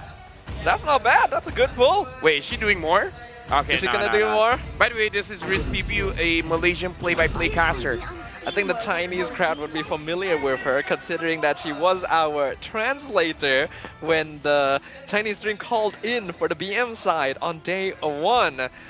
Her Mandarin is better than mine, and that's kind of definitely better than mine. Yeah, Better than mine as well. I think it's definitely a little more shameful for one of us, though. Me? Me. Yeah, absolutely. I know all the languages. Not me at all. Let me just say. We got another pull. Man, everybody's pulling. Everyone's Now the jumping in production on the team is doing bandwagon. it. What's it gonna be? What you got? What you got? Okay. All right. There the is Turizla. But He just skipped it. He's like, We got the Belleric. We got the Belleric. Not a good one. Oh, there we go. Another Masha. Another Dragon Tamer Oh, Masha, and yes. even more. That's quite a lot of skins there. I think he got the most. Yeah, definitely. Can I just say? Yeah. I think like there's something about Malaysians. You guys have so many diamonds. Well, There's been so many draws here. here's the thing. We're very good at drawing. No. Our priorities for our finances is towards Mobile Legends. Let me just say Gotcha. that. We're one of those countries that doesn't have the most population, Gotcha. but our spending power is on par. That's good to know. We're good drawers. Dude, I mean, like, salary is for skins. LaFell 2023. Salary is for skins. Salary is for Salary skins. is for skins. Salary is for skins. Too bad you didn't get too many, huh? Shoutouts to anyone named Valerie. Oh, even more! There's another more! vote. All the fans jumping in on... We can't focus on the draft like this.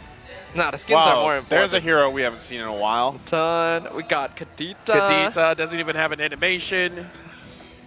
Oh, Odette. That's a nice one. Yeah. Oh, that's a nice skin. Oh, that's it's all right. It's all right. Well, he seems happy. Maybe he's a Kadita main. Oh, wait, no. Could be. Odette main. Could be. I mean, if the drawer is happy, then we're happy, right? Okay. Now, this might be a long game because I see the Faramis and Diggy combo. Ooh. It's like KBG just needs a very solid marksman, maybe like a Brody to dish out like crazy burst damage. They should not be losing fights. I mean, Diggy with any strong laner would be good. Like both. I'm just saying, Diggy Faramis. Yeah, both Time good. Journey and NetherRealm are get out of jail free cards. Oh yeah. So now they have two. That's pretty good, right? That is pretty good. That's So pretty good. what is the Guinevere going to do now that there's a Diggy? Dance. Hope to have it be baited out, expended, and then follow up somehow, right? So you need more CC. Whoa. See, this is the Malaysian experience. What happened? We want to spin, but no diamonds. No diamonds. Man has already spent all of his salary. Well, next month. Thoughts and prayers. Next month, exactly. What's the date? It's almost the end of the month. Oh! Wow. It's Estes! And Paquito! This looks like a similar lineup. It is going to be a long game. It is going to be a long Especially game. with the Valentina, you could steal China represent. one of the ults. China represent. China showing represent. their flag proudly. What are they going to put in the gold lane? Brody, if not Brody. Ixia is still okay, Yeah. actually. Ixia's great. I mean, like, how can Ixia die with the Faramis and a Diggy? Pretty much, yeah. There's nothing that really threatens it. But they do go with... Bro, I'm going to be honest. I'm not a big fan. I feel like Ixia is just the obvious choice. Hey, I called it.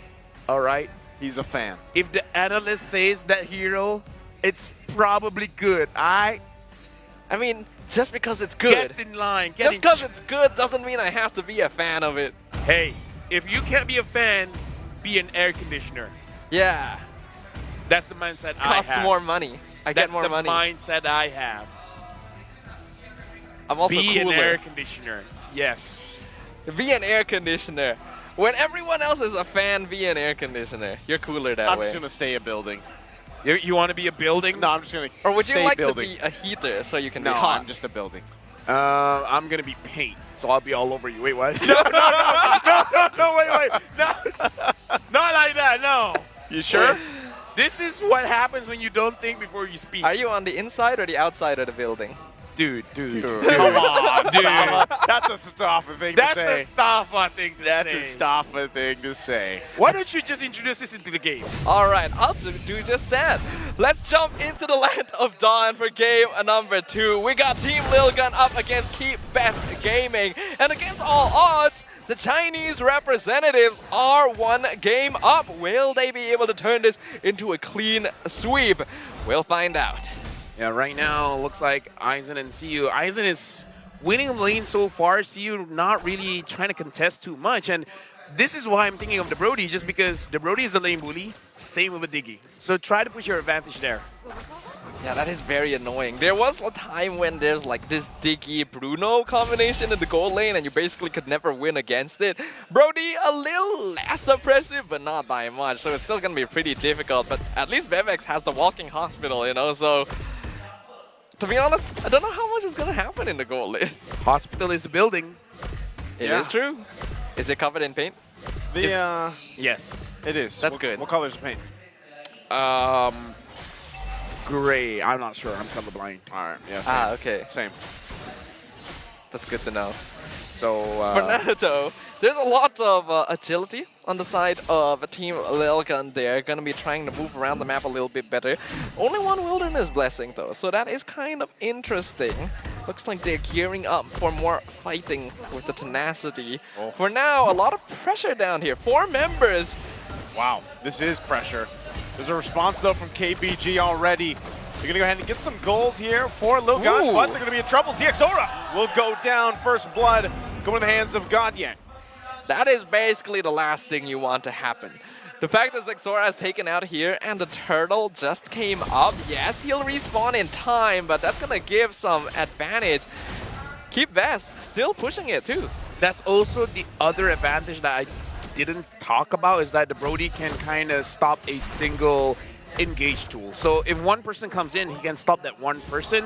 And if Team Lil Gun tries to stack their CC by coming in inside one by one, then the Brody will be a good matchup because you're able to make yourself safe as well as punish the opposing side. They just want the kills here. They don't care about the turtle. They're going to go under the turret. NetherRealm's going to come through.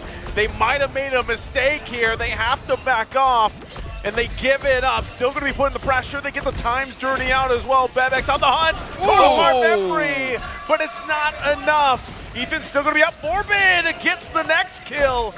And they punish KBG. Yeah, I think that was the wrong decision by Keep Best Gaming. They decided not to go for the turtle even though they just picked off the enemy jungle right before that and dive the tower. And I think they mistimed the NetherRealm, so Simba died before any of the turret. ultimates came out. Yeah, that was very bad. I would say they also disrespected the Estes. They're like, their HP is low. How much can the heal really be? And it turns out to be quite a lot. It's quite a bit. The thing is, early game Estes actually doesn't heal all that much, so... It's enough. Oh, and another thing is, you're under your own turret. When you're in the golden turret, you'll get tankier. Oh yeah, that's true. I forgot the term. I think you have extra defense? Yeah, it's like damage taken is lower, something like that. Damage reduction. Damage reduction, that's the word I'm looking for. I always forget that's actually a mechanic, but yeah, it does exist. When you're near your own tower, you take less damage. In the goal lane. In the goal lane only? If I'm not mistaken, it's specifically in the goal lane. Okay, this is actually information for me. I did not know that. That's why I'm the analyst. Now you know. Now you know. That's true. That's the LaFell thing to do. Yep. Tell people things that they don't know, but... So they know. So they know. Yeah, so they know. The man has a dream of educating the entire world. Oh! So you're just off, like, kind of on the corner of the screen. They're going to get taken out really quickly. So ZXora able to land that spatial migration, get the Requiem off. They get a kill.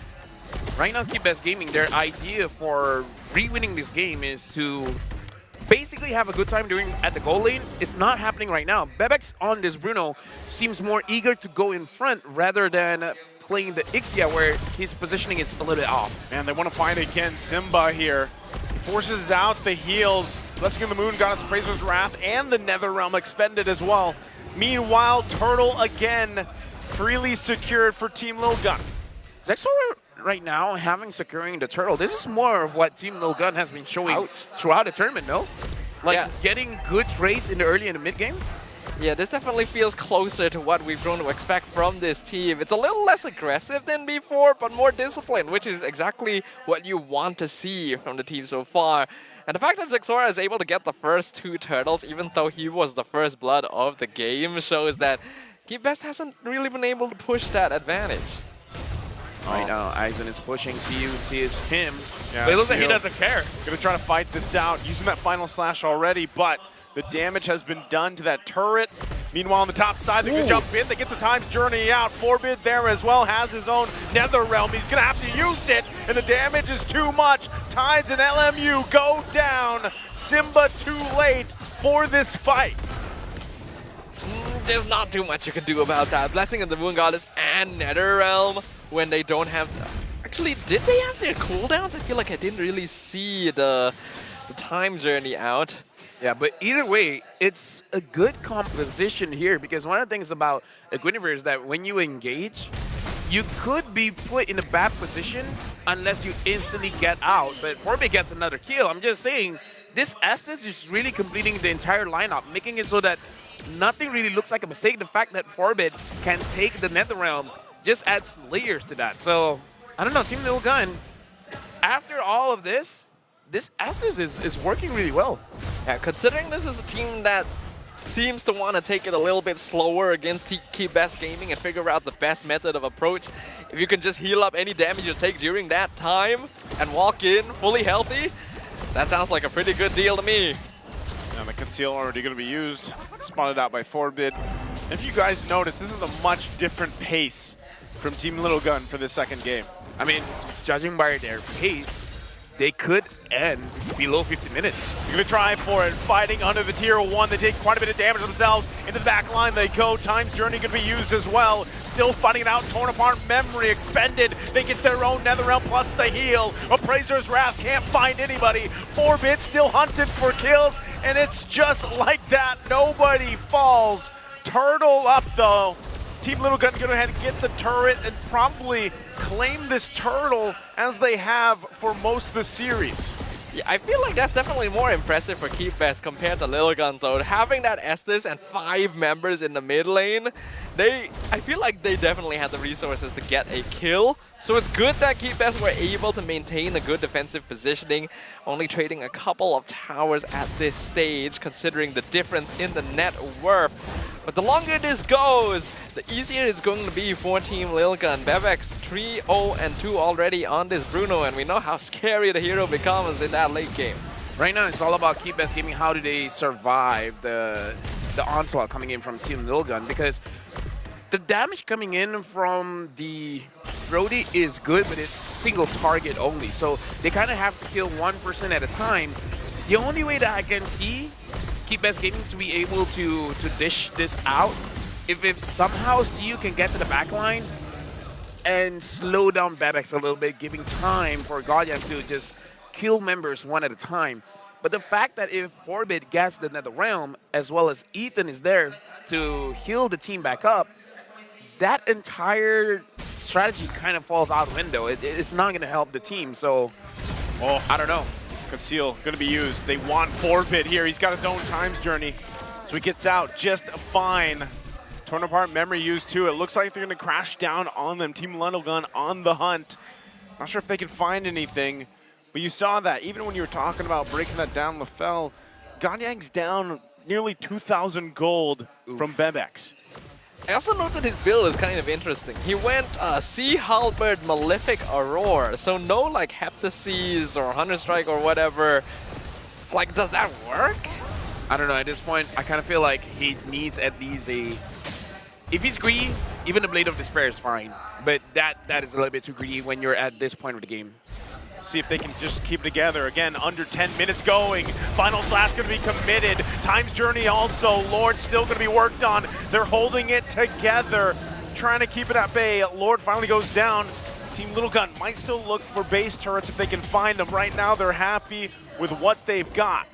Dude, 10 minutes in, and Team Little Gun is already at the base of Keep Best Gaming with 10,000 gold. Yeah. That's a big difference from game one. That's a complete reversal, in fact. I guess now that there's no longer the big ultimate CCs coming in from their opponents. They're going to jump in. They did get that final slash out as well. Turret finally going to go down. This Team Little Gun want to end it here under that 11-minute mark. They're surely going to try. Forbid holding on to his own final slash. Does he use it here? They pull through. Team Little Gun will end it in 10.5 minutes. They ended the game in 10 minutes? Do you see this coming, Naisu? No. Right? Who would have thought? Okay. Wow.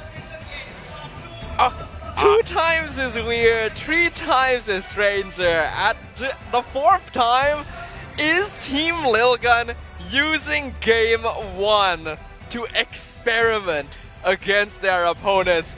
I have no idea, but they are going to secure victory here and go into a game 3 for our final match of the group stage. From 33 minutes going to 10. That's a big difference. Like, that's a big difference. I'm guessing the Novaria was really the problem. Like, it was their first ban, and after that, it's just like, there's no issues anymore. The Astral Echo is apparently very scary. That, the 180-degree switch is... Wow. kind of insane, actually. It's almost as if a different team is playing, right? I don't know what the thought process is. It's almost as if the team is like some kind of machine collecting data in game one, and then after that, they just adjust. They have the perfect solution and end game 2 as fast as possible. Let me just say, if anyone, after looking at game number 1, thought that that game was going to end at around 10 minutes, dude, you're insane. You're clever. You're brilliant. Different level. Different level. You'd be almost as clever as LaFell himself. He's better than great. He's a building. He is better than great. He's a building, dude. With paint in him. In him. He sure is. It's a very pretty building. I'm not going to look at paint the same way. I apologize for bringing that up, all right? I wasn't thinking. I mean, I'm not known for cleverness. I'm not known to think and then talk. Look, I'm trying to do it right now. It doesn't work. That's true. Maybe we should let's give LaFell a break for a moment so that his brain can catch up as we now talk about the MVP for game number 2. And here he is in the room of Team Lil Gun. A very impressive performance here from Forbid for game number 2, the Valentina gameplay. Though it's definitely set up for him, right? When you have that Nether Realm, that time journey to steal away, it does, you know, you're kind of spoiled for choice. Yeah, 100% win. Kill participation, not win rate. I mean, hey, mid lanes matter, man. Like, first it was the mid laner coming in from Keep Best Gaming, and now it's the mid laner coming in from Lil Gun. I'm changing from a roam to a EXP, now I'm going to play mid. Same. He's like a multi-tool. Oh, I'm gonna play Gord. You can. You can. I'm still hoping, at least at some point in the M5, to see him pop up, right? But even look at the highlights here, things kind of fell into place, right? And this was a conscious decision, by the way, early on for KBG, just to say, you know what, we don't care about the turtle. Let's try to get the kills, and it backfired early on for them, and then it just kind of snowballed from there. If only the Estus wasn't there. And if only they chose not to attack in the first 5 minutes.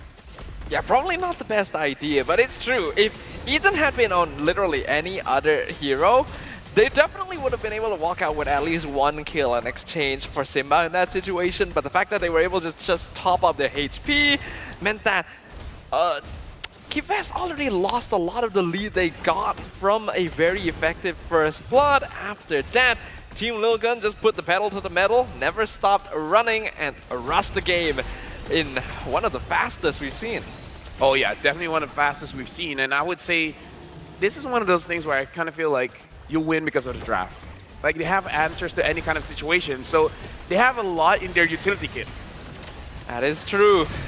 One of the strengths that I noted about Team Lil Gun before the wildcard started was that they seem to have an insane hero pool, and they're willing to basically pick whatever is necessary depending on what their opponents bring to the table. And the fact that they're debuting the Estus this deep into the group stage, the fact that they're able to switch up their entire lineup after game 1 and perform this effectively is kind of scary. Yeah, and again, Gallion didn't do that much damage, so... He didn't, yeah. I understand having that anti-heal in the early game, trying to fight out against the Estus is good, but Mobile Legends is kind of a different game, where sometimes just out-damaging it straight out yields more results. So I kind of feel like that's also part of the inexperience, where we understand what items do, but at the same time... Like, let me give you an example.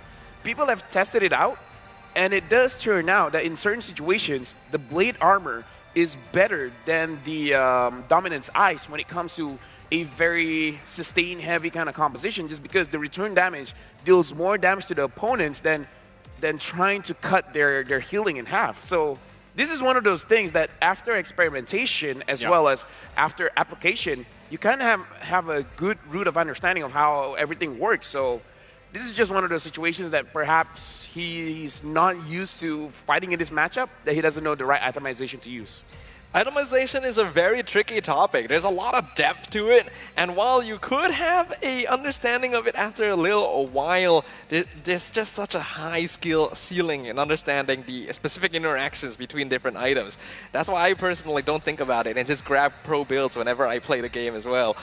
That's a strat. That's a strat. It's a strat, right? Yeah. And let other people do the thinking for me. You know, that's the thing though, is like even if you look at the items from KBG, like they had all the anti-heal items they needed, but unfortunately, like Estes heals are so strong, especially early on, that if you don't have the damage to follow up on things, and then you have a Valentina taking the Nether Realm so that it's even longer, it's an extended fight, and you just don't have the firepower you need. You know, that's where things kind of just showed themselves in a lot of those fights early on. Apparently for Estes, 50% of what Estes can do is still a lot. Yeah. That is true. And honestly, this game just brought up really bad memories for me. You know, I did an interview with DJ Mai a few days ago. One of the questions he asked me is, who is my least favorite, like the hero I dislike playing against the most in the Land of Dawn? And when I was put on the spot, I actually couldn't think about it. I just gave him a random sort of answer. Now I remember. It is this guy right here. It's this Estes. Personally for me, I hate that hospital meta. Personally for me, is the Franco. Is it? I hate getting suppressed. I'm okay with Kaja because Kaja has to work for it. Franco, you get lucky, you get hooked. It's like, oh well, I guess I'll see you guys in 50 seconds or less. Pretty much. I don't like the Franco. Which we haven't seen, well, we've seen a little bit. A little bit. But not like before, you know? If you ask me, we've seen it too much. That's true. Understandable. How about you, Nice? If there's 2 Francos in an entire tournament, too much for me. Wow. Dislike it. If there's, like, as in it pops up twice? I'm a roamer, and even I don't use Franco. That's how much I dislike that hero. Not saying it's a bad hero, it's a good one. It's a really good one. But I don't want to fight against it. Especially during the Grok days, do you know how much I suffered? Yeah. Just so that my team can do stuff, but I'm the one with the Grok with the execute. I want to do stuff. Let someone else be the tank. This is coming from a very deep personal level from LaFell. You played Grok with execute. You should try it. I did? It's amazing. Dude, this was such a long time ago. Let me see. During that time, the newer hero was Hylos. That is a long time ago. That's a long time ago. You're pretty old. Hey. Well, let's take a moment. We're going to take a break. I'm going to let LaFell process that for a moment. I get the feeling I'm not going to hear the end of it. So who knows if you'll see me after this break. But when we come back, it's going to be Game 3. See you guys there.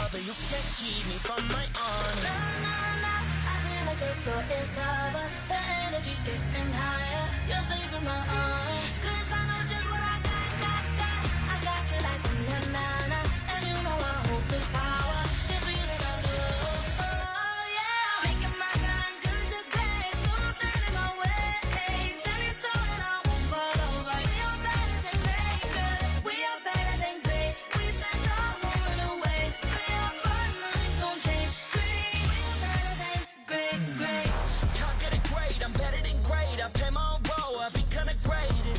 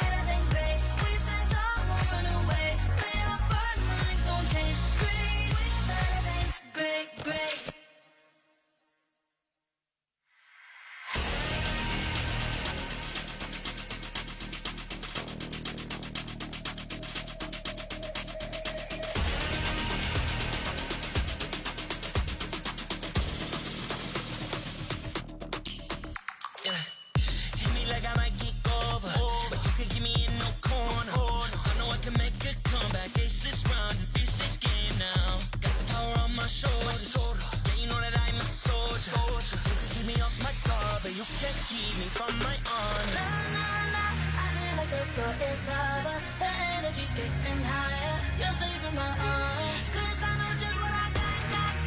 I got you like na-na-na. And you know I hold the power. This feeling I love. Oh, yeah. Making my grind good to great. So don't stand in my way. Standing tall and I won't fall over. We are better than great, good. We are better than great. We stand tall, won't run away. We are fun, nothing gon' change. Great, we are better than great. Can't get it great, I'm better than great. I play my own role, I become the greatest. Transcend myself into this game, yeah. I build a power to dominate fate. Championship mind, no time for the weak. We'll start to the game, shine, reveal. Better than great, that's how we feel.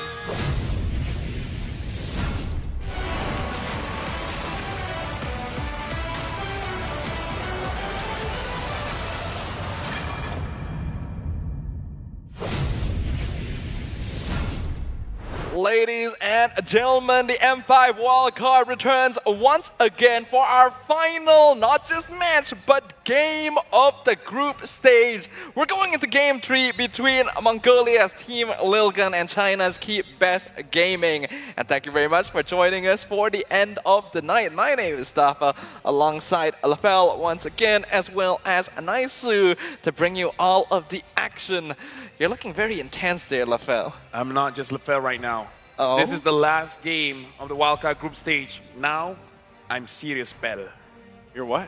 Serious Bell. I thought you were about to say Not like, La Fell. Serious. Serious Fell. I thought you were about to say like a last spell. So this is where you put the analyst hat on. The true. I don't have a hat. The true analyst hat. Maybe you need a hat. Okay, is there? That works. I guess so. Like what would you Now I even have a hat. Would you consider this a hat? Does this fall under the definition of a hat? Do you It think covers my head from rain. It now is hat. I thought that was an umbrella. Hey, shut up. Okay. I'm serious, Fell. I don't make jokes. Jokes are for the privileged. Wait, what? I'm wondering where, Dude, what direction you're going in here. I just follow what my brain wants to say, but my brain is saying things that it should not say. It's fired. Is your brain implying that you're not privileged? Dude, I've gone through tough times. If anyone outside has gone through tough times, you know what? Just tough it out and get some skins. LaFell is a hardworking man, you know, and sometimes hard work is not necessarily rewarded with skins. Just get that M5 pass. I'm still wearing the hat, by the way. You are. Just keep it, if you're serious, LaFell. Or sorry, serious Fell. Yeah. Right? Because Fell is like my true name. The Yeah. first, it can be anything. If you want me to be cute, you call me Pel Pel. That's what my wife calls me. Pel Pel. Too much information. I don't think we needed to know that, but it's good to know My that. mother-in-law calls me Ayman. It's my real name. My father-in-law calls me LaFell. Actually, no, he calls me Pel or Oi. Oi, come here. I feel like I can't help but start wanting to analyze your family relationships based on like the terms that they use to refer to you. So is there anyone in your family that calls you Serious Fell? No, that's stupid. Who would call me Serious Fell? Yourself. Hey, nice you. Yeah. Shut up. All right. You're actually going to keep the hat on? I am. All right. Actually, I want to evolve it. You guys just keep doing We it. are not kidding. He does still have that piece of paper on his head for those of you who, well, you all can't see us right now because we are focusing on the players. We have to remember this stream is about the players up on stage and not about the increasing paper weight on LaFell's head. But it is hard to not focus on that when it's happening right next to you. Check my Instagram. Check my Instagram. What about you, Naisu? Like, does this happen over in PH? Unfortunately, we do not have a Serious Fell or LaFell. So do you have any kind of fell? I posted it on my Instagram for anyone who's curious. That's good to know. Make you sure like you my guys... hat? She's shaking her head. She's not liking the hat. We can't just talk to people off the desk when we're live. Shut up. All right. no, I'm kidding. You can't just do that to people who are not on the desk. They're not paid to deal with you. I just gotta say, Lafel, Yeah. I don't know what state you would be in if all these 3 series went 3 games. Yo. Shout out to mental health. Therapists are great. Find one for yourself. That is good. We definitely make sure you guys take care of yourselves. If I add more, this will be a helmet. Yes. Are you going to add more? Yes. He is actually going to add. Like, we are not kidding. I'm wondering how much paper is going to be on Lafel's head once this game is over. Like, what are your bets, Naisu? Just give him your script at this point. Just give, let's just pass all the paper on the desk to him. You know, he'll slowly add it. Let's set this up, right? The longer the game goes, the more paper goes on Lafel's head. So if the teams up there value Lafel's sanity, maybe we should consider, not making the game last too long. That might be a good suggestion. Because it's almost complete. It's not looking good over there. We're losing him. It's almost complete. Is it ironic that I call myself Serious Fell and you do this? And I'm doing this? Oh my god.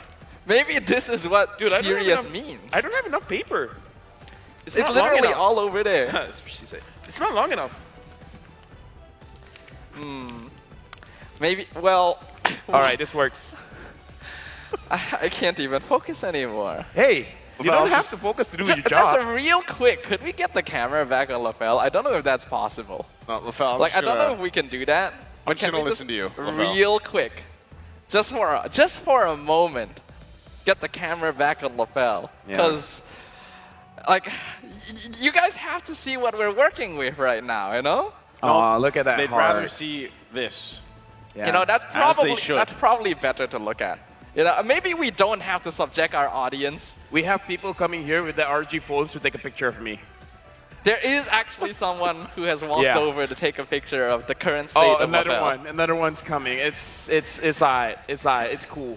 Right now it looks like they're having issues a bit with audio. I'm having a bit of issues with audio as well. That's because you have paper covering your ears. It's okay. Here's the thing. In Malaysia, I'm known as one of the one that is very creative with my cosplays. Okay, what are you? Right now, I'm cosplaying Faramis. How is this Faramis? I have a staff and everything. All right. Well, about this time, Lafel, I feel like I'm in the Nether Realm. right. This is Faramis. No, because it's like the thing that Faramis covers his head. No, we've officially lost him. No, but it's okay because he's Faramis. His passive lets him respawn quickly. I'm serious, better. They're purposely not showing the camera on you, by the way. There are an increasing number of cameras coming over to the caster desk. Pick Layla. Yeah, let's do that. Honestly, that would be fun though. That would be fun. I do like that. Like, pick the weird heroes, right? We see the Layla, see the Mia. Why is Layla weird? Layla's not weird. Don't disrespect her like that. Right? You know how many Layla mains there are? By definition, Layla is the most basic hero there You know what's a weird hero? Hanzo. Able to separate his real body and his ethereal body. That is pretty weird. Right? That is pretty weird, right? Hey, you gotta admit. Oh, hold on. All right, thank you. You gotta pull. Thank you. Honestly, thank you very much. We kind of needed a distraction. Oh, Paquito. We got Paquito. Can someone pull a Faramis? Almost. Oh. I would be very impressed if you called a skin pull. He's getting a lot of skin. Ooh. Wait, we have a dog? Oh, it's Layla. Hey! Pick Layla. Pick Layla. Pick Layla. There we go. That's not bad. We're getting a lot of people with the Saber skins, right? Yeah, he confirms. That's a thumbs up of confirmation. Do you guys not want to do the same thing? What? No, I already pulled wearing previously. Wearing the hat. No. Dodo has a hat. He does have a hat, yes, but it's not made of paper, you see. Hey, you know what? Tough times calls for tough decisions, and my tough decision is to wear a hat of paper. No, this is a helmet. Yes. Because your head definitely needs some protection right now. Oh, believe you me, it does. What is happening with those emotes out I there? don't understand emojis. Oh, but he's having fun. But I thought you understood every language. Hey. I'm not even going to say it. I already used it so much. I was waiting for the shut up. I'm not even going to do I was that actually anymore. waiting for it. This is why LaFell is so good at subverting expectations. Take me from this guy. The man is gone. We lost him. How about you, Nice? You haven't been given a chance to say too much. I've just been gazing at LaFell here. He's too radiant. Yeah. I'm kind of... no, I'm not even going to say it. Never mind. I'm not even jealous about the hat. You're not Would jealous you like a of the hat? No. You see, Nice, you stay in Malaysia long enough and you see all of my cosplays. So I kind of feel bad. They take a lot of time and effort to build their cosplays, and I do this. Could you bring one of your cosplays to the Philippines? No. You don't understand. My cosplay depends on what's around me. Yeah, that's... So I you use my blazer to cosplay as Hellkurt. Ah, yeah, he did do that. Try to imagine that. How did I achieve cosplaying Hellkurt with just a blazer? Right? The clip is actually out there. The clip is out there. I'm pretty sure people have edited it actual, as a skit. This is a real thing. This is a real thing. I did it on MPL. Yeah, see, Staffa would lie. In fact, he's done it twice. I've done Kagura. I've done Hellkurt. I've done... Is there anything else? I've done something out of MPL. I've done Kadita. Wow. Wait, why is Kadita out? Oh, out as in like you didn't do it at MPL. Yeah, I didn't do it at MPL. I did it at a different event. I think it was the 7-year anniversary. Yeah. Yeah, 7-year anniversary, yeah. Do all these include your jacket? Your blazer? Most of them. Now that I think about it, most of them. The blazer is a very important prop, you know. I'm trying to get a monkey. For Claude. For Claude. Obviously. No, son. What Claude? We have a dodo Why here. Claude? You can do Farsa. Oh. Simba got girlfriend? Where's the girlfriend? Simba got girlfriend. Oh, the girlfriend's not here. Oh, wait. That's not his girlfriend. Oh, behind? Is it? Oh, congratulations. Thank you for coming to support. Congratulations if that is true, for being his girlfriend. I cannot actually confirm that. If you're not his girlfriend, then, do your best. Be do better. your best. LaFell now playing matchmaker. No. Nice. Do you want to know a stat? Yes. In MPL Malaysia, the amount of single people has dropped drastically. Why? People come to the MPL and they say if a certain team wins, they'll confess. And when that team wins, those casters help them confess. Okay. And they do a TikTok and they tag us to confirm they're no longer single. So any single people out there, just go to Mobile Legends events and don't be single anymore. I can confirm the part where there was legitimately a lot of viewers who would say like, oh, if this team wins, I'm gonna confess. And there were viewers who actually showed on stream afterwards that they're no longer single. Right? But I cannot confirm the in-between. That part is up to LaFell. I don't get the confess Emma, I part. can't hear what you're saying. What do you mean you don't get the confess part? All the best for both teams. Semangat kedua pasukan. He wants to take a picture with caster and host. And shout out to all the staff. And looks like we're having a bit of a technical issue here. Hey, you're going to get to show off your helmet. It's actually going to come back to us, and you guys can actually see what is happening on the desk. It's been like this for... We are not kidding. It's a helmet. Do you not see it? He has been like this ever since the camera went off. I have a staff. That's called inspiration. Looks more like Khalid. Hey, I'll take it. How does it look like Khalid, though? I guess it does now. Is that the sandstorm? Right? That works. This is my level of cosplay to everyone in the Philippines. If I have the time to do it, I will. Hey, there's there's a very popular content creator out there that has similar cosplay. Is there? Yeah. Wait. NetherRealm.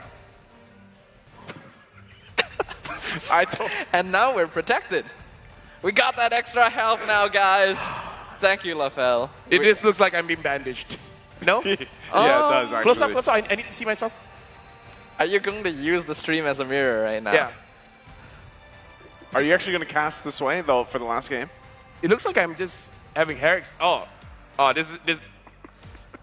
You know what this looks like? This looks like that one picture of you 10 years ago. Oh, yeah. The hair. With the hair, yes. The Gushin skin one. I wonder if the BM side is having this much fun. No, they look very serious.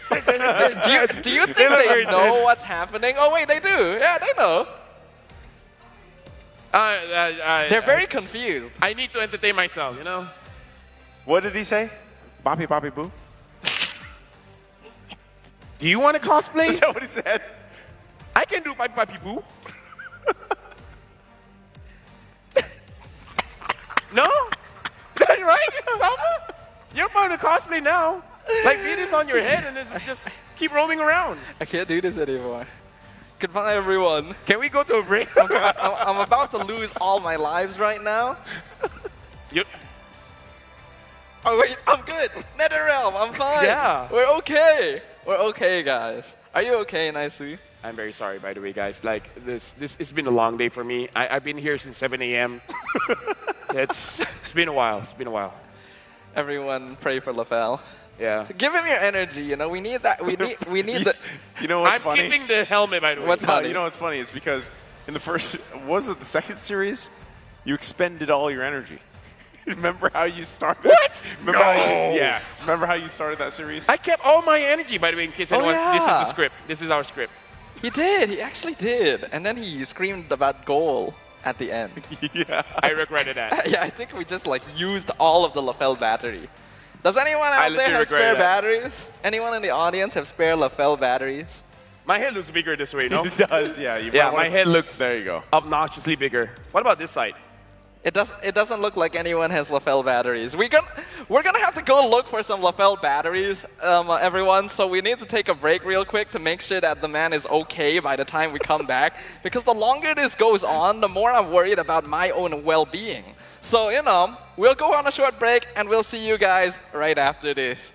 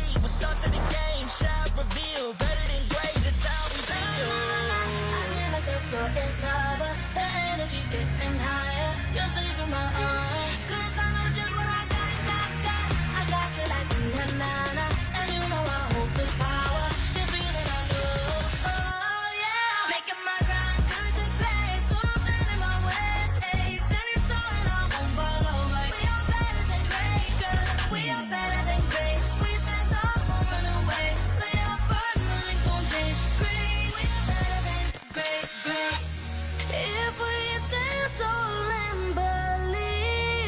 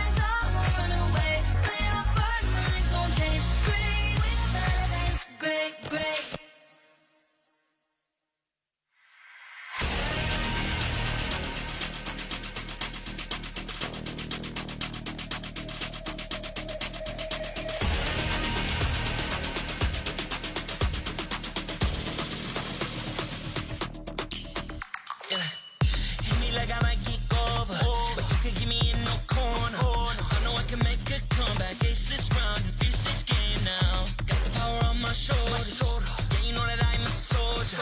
You could keep me off my guard, but you can't keep me from my honor. I feel like the floor is lava. The energy's getting higher. You're saving my arms, 'cause I know just what I got. I got you like na-na-na, and you know I hold the power. This feeling I love, oh yeah. Making my grind good to great, so don't stand in my way. Standing tall and I won't fall over. We are better than great, good. We are better than great. We stand tall, won't run away. We are fun, nothing gon' change. Great, we are better than great. Can't get it great, I'm better than great. I play my own role, I be kinda greatest. Transcend myself into this game, yeah. I build a power to dominate fate. Championship mind, no time for the weak. We'll start to the game, shall reveal. Better than great, that's how we feel. I feel like the floor is lava. The energy's getting higher. You're saving my arms, 'cause I know just what I got. I got you like na-na-na, and you know I hold the power. This feeling I love, oh yeah. Making my grind good to great, so don't stand in my way. Standing tall and I won't fall over. We are better than great, good. We are better than great. We stand tall, won't run away. Lay our first, nothing gon' change. Great, we are better than great. If we stand tall and believe we can make it, you and me, with a sense of urgency, you'll see I'm better than great. I'm better than great. Oh yeah. Oh, I'm better than. Making my grind good to great, so don't stand in my way. Standing tall and I won't fall over. We are better than great, good. We are better than great. We stand tall, won't run away. Lay our first, nothing gon' change. Great, we are better than great.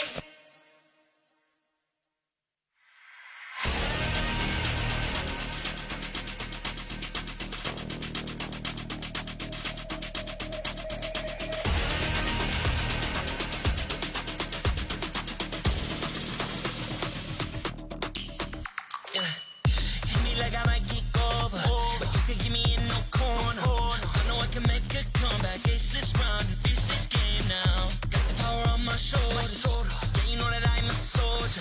You could keep me off my guard, but you can't keep me from my honor. I feel like the floor is lava. The energy's getting higher. You're saving my arms, 'cause I know just what I got. I got you like na-na-na, and you know I hold the power. This feeling I love, oh yeah. Making my grind good to great, so don't stand in my way. Standing tall and I won't fall over. We are better than great, good. We are better than great. We stand tall, won't run away.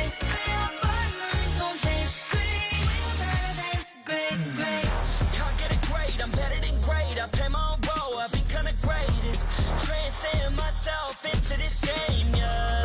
I build a power to dominate fate. Championship mind, no time for the weak. We'll start to the game, shall reveal. Better than great, that's how we feel. I feel like the floor is lava. The energy's getting higher. You're saving my arms, 'cause I know just what I got. I got you like na-na-na, and you know I hold the power.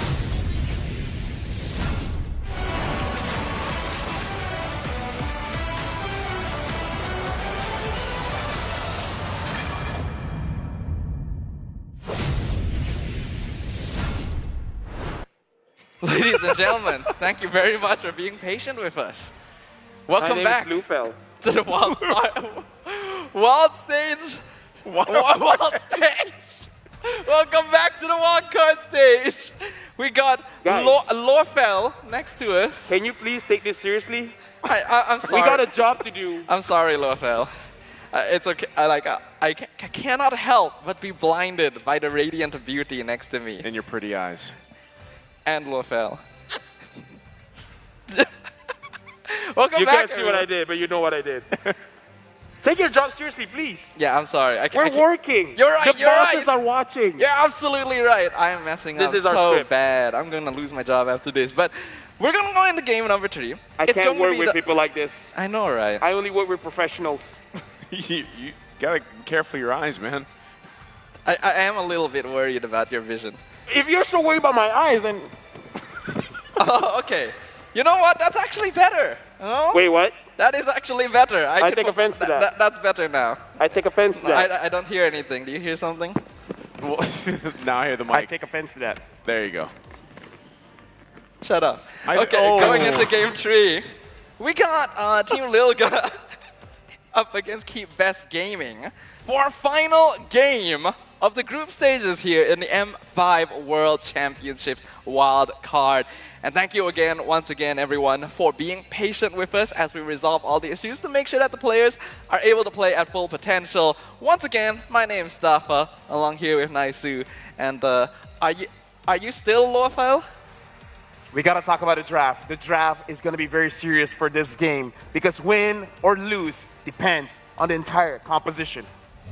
He speaks true, he speaks wise. I don't know what his name is anymore, but I agree with him 100%. Let's jump on into the drafting phase for game number 3. We got Keep Best Gaming on the blue side, we got Team Lilgun on the red side, and we're seeing something a little bit different already. The Nolan and Kaja for Keep Best, along with the Angela Arlett for Lilgun.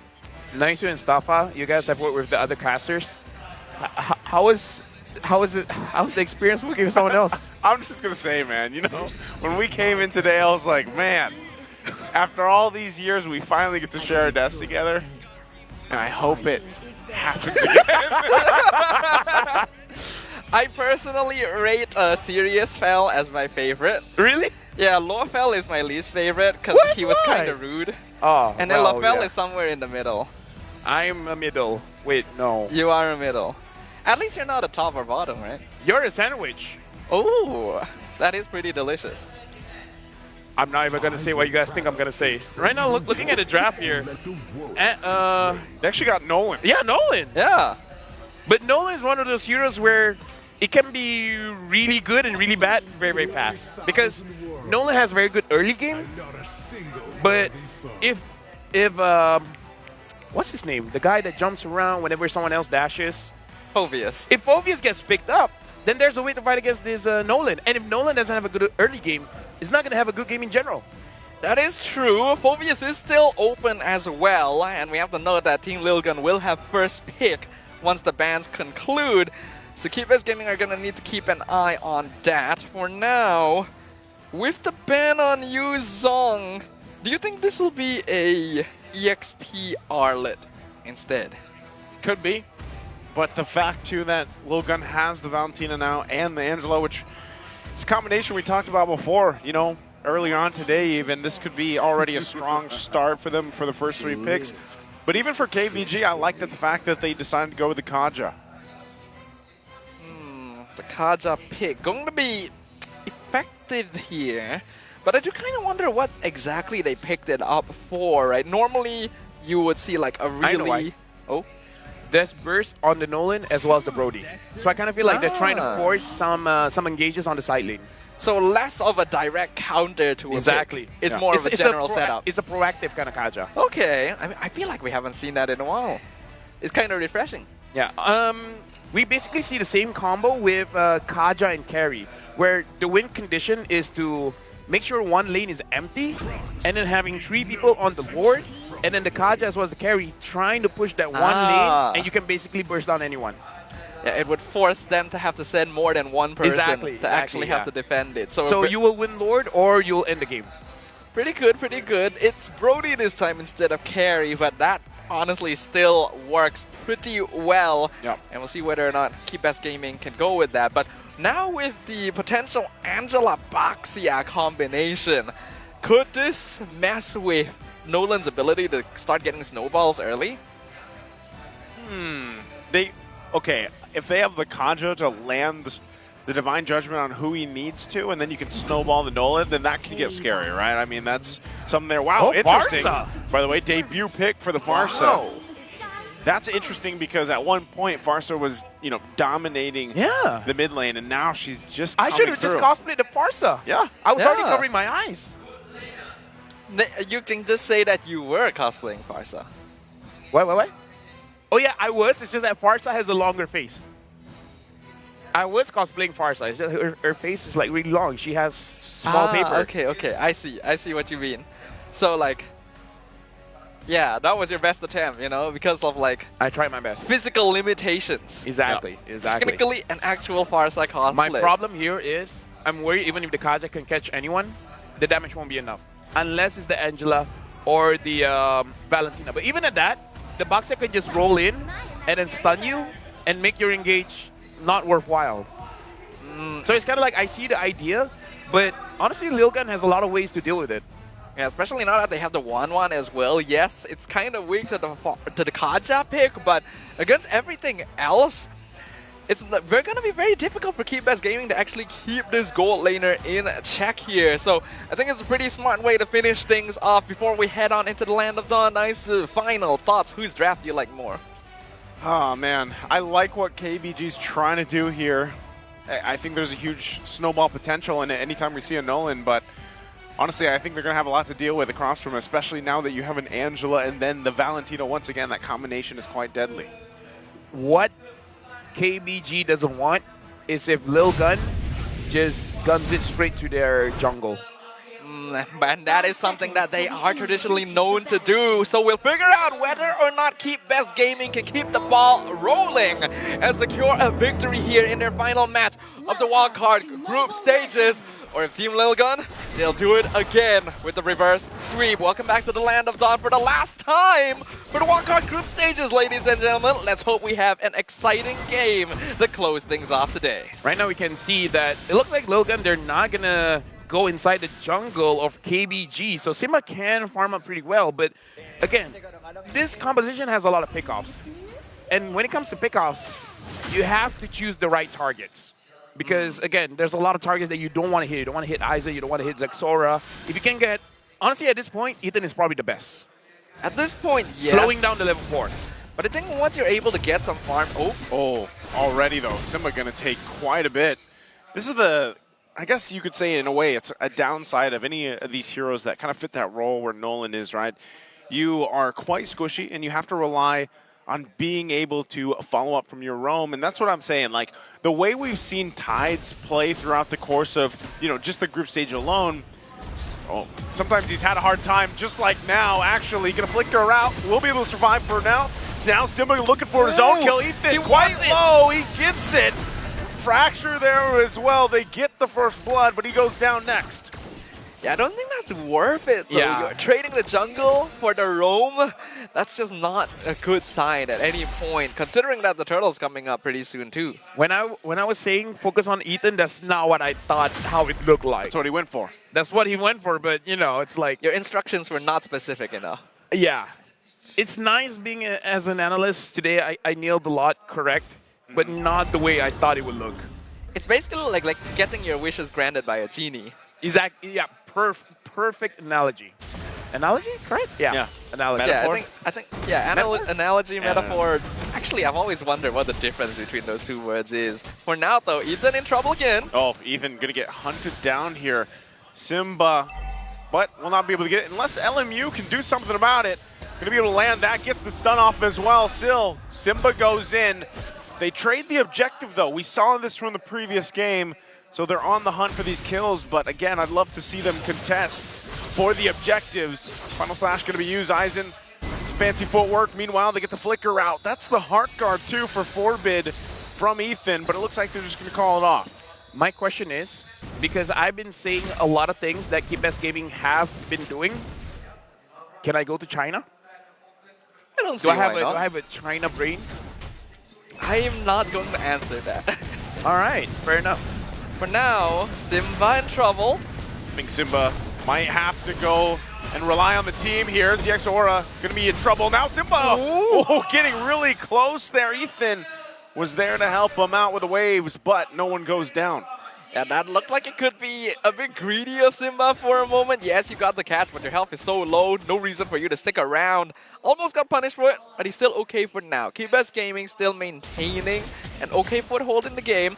But we can see Forbin now holding on to that Divine Judgment. That means that Lil Gun as well will have pickoff potential. I want to see Tides being more proactive because now he has the tools for it. He even has the flicker, but again, it's all about targeting here, and I kind of feel like Lil Gun understands that as well. That's why they're pre-positioning themselves around the gold lane because Keybest Gaming, that's their best bet, and that's where Team Lil Gun is making sure that there will be some kind of counter engage. Well, right now, Tide's going to be able to go. Ooh. He gets final slash, flickers out. ZXORA wants the kill, though.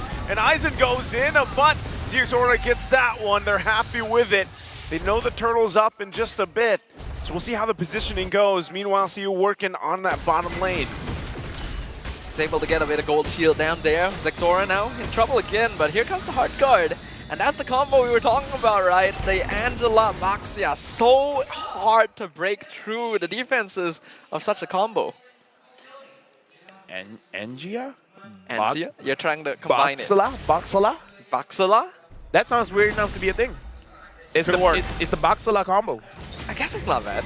All right, see how they go about this one. Again, going to be able to use it, still fighting for the turtle. There's Forbid, jumps in. It's ZXORA that gets the turtle. This time, Simba in trouble. Couple hits away, and he finally falls.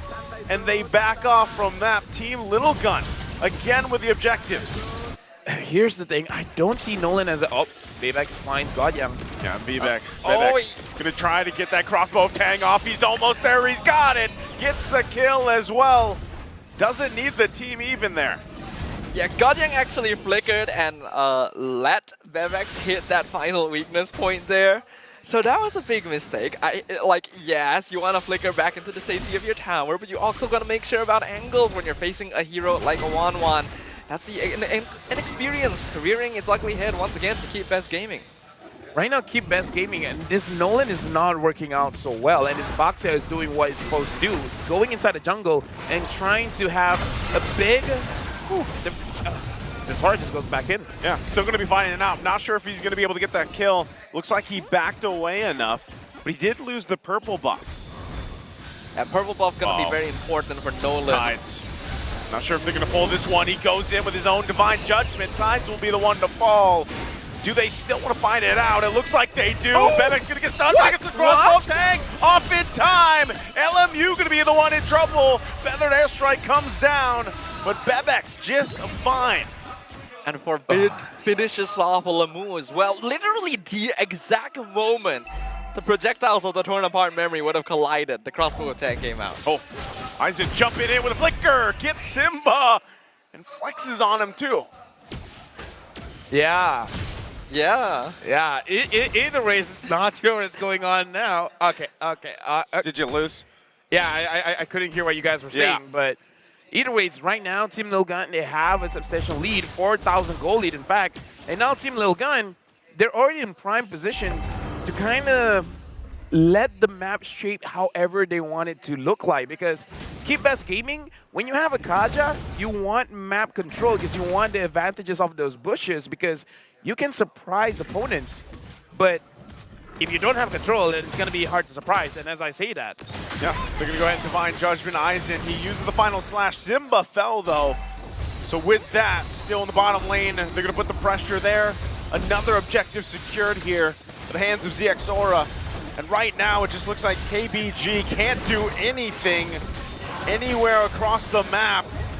Team Lil Gun in complete control. Ooh. There was some damage. Ethan has some respect, though. Godyang gets something, and he gets another.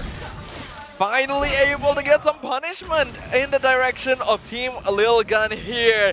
Ethan Bebex felt a little bit too confident to dive that and lost their lives as a result. See if they can get more here. Simba has to be careful about how he approaches some of these fights, some of these skirmishes. But, you know, as I was saying, KBG struggling to find something. At least they get a double out of that. But still, we're in a similar situation where things are falling apart quickly. No wonder the damage was there. He completed the Heptasis first. I kind of feel like, yeah, the Malefic Roar is going to be there. So the damage coming in from Keybest Gaming is there. So it's not, all hope is not lost. all they really need is to set something up for Godyang. And then once he has that, try to get through turrets. Oh, Tide's gonna jump in, grabs the target. Ethan's out of here. Good use of the Divine Judgment with the flicker. So at least they get that advantage, but what can they do with it? For now, they're gonna be able to make sure the rest of them get out without too much damage taken. Unfortunately, I'm not too sure if that's gonna translate into too much more map pressure, but hey, they did target Ethan. At this point, that's interesting. If they get a kill, I kind of feel like they should go for the side lanes. Because when you have the side lanes, you have a lot of bushes to work with, and then you can do that basically much more. Because even if you get the mid, it's going to be pretty good, but it's going to be very difficult. So Keep Best Gaming, after getting a kill, they need to get at least one turret. If you get at least one turret, then they're at the right spot. Yeah, right now, they're still going to be putting pressure on this side of the jungle. Heart Guard already going to be used. So they used that before this Lord take. We'll see how they want to play this one out. KBG has that information. They have a go signal as well. Tides doesn't have the flicker, though. So we'll see if he actually plays around with a Divine Judgment. And not sure if the resources will be enough. Aizen does spot out Simba in the bush, but that's weird movement, but he's okay for now. I think that was the enhanced auto attack. It accidentally locked on to the Arlen, so he dashes straight towards him. But yeah, that was a mistake, yeah. For now, they gotta avoid making mistakes like that. But following up on what you were mentioning earlier, Lafel, about like being able to win out those side lanes once you get a kill, I feel like Keep Best might be a bit too afraid to do that. They're gonna go ahead and focus on Aizen. He gets Divine Judgment. They're looking for the kill still. They're gonna jump in here. Godyang trying to do something, but he went down so quickly. Now Simba on the hunt. He's on the run. They're gonna go for it, but he can't get away further. CU falls off on the other side of the map. All of this happening here while Lord makes its way top side. But they almost got 2 turns down bot. So again, it's the same idea as I was saying, trying to get one side going.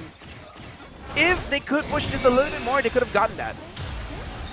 But I think they're depending a bit too hard on numerical advantage right now. You can see how defensively they have to play. The moment Team Lilgun dives in aggressively, Keep Best Gaming knows they don't have the tools to be able to respond. They gotta be the ones starting these fights, and to do that, they have to be generally together. See if they can pull something off here. Again, it is only the first Lord. Quick work of it, finally goes down. But it just looks like Team Lilgun is happy with what they can get, even if it's just these buffs. For now, it doesn't look like the game is going to end quite as quickly as Game 2, but it's still going down that same sort of avenue here. What does Keep Best Gaming need to do? Catch someone off. The moment, I would say Arlet or Zexora dives a little bit too heavily inside, pull them in, kill them. That's step 1. Step 2, tight. This might be the moment they're looking for. They're going to go ahead and Divine Judgment ZXora, but the rest of the team, Aizen making his way as well. Final slash, keeping him at bay. ZXora finally goes down. The rest of Little Gun on the chase. CU might get caught out once again. He's not going to be able to get away from Bebex. He just waits patiently for his death. He'll be the one to go down. Can I say this is one of my best days of being an analyst, of calling out things before they happen? Yeah. They got a kill on Zexor and then they kited. It literally happened exactly as you said. Like the moment it was playing out, I was definitely starting to believe that you actually do have some kind of future vision. But not sure if that's going to be enough. The bottom inhibitor just falls for free basically to Team Lilgun because there's not enough bodies to protect it down here. And on the top side, you have Simba up there just trying to cut that in, but ZXora is going to have the hard guard from Ethan. And now he's going to get chased down, really nowhere for him to go as he gets taken down in the top lane. Trying to do something for his team, but ultimately, again, he's down before the Lord comes up. Okay, looking at the top side, almost getting that turret. So I kind of feel like Keep Best Gaming, they're doing a good enough job of controlling the silence. But before that, Tides, can he get away here? He's going to flicker out. So able to stay alive, but yeah, this just looks like it's going to be another Lord here for Team Lilgun. Yeah, that means that they don't have to be wary of the Flicker Divine Judgment anymore. And even with it, Keep Best Gaming just cannot leave their base right now. Earlier, Simba tried to do so. Probably the wrong timing to do it with, though, considering he is the jungler. Okay, but either ways, right now, 8,000 gold deficit.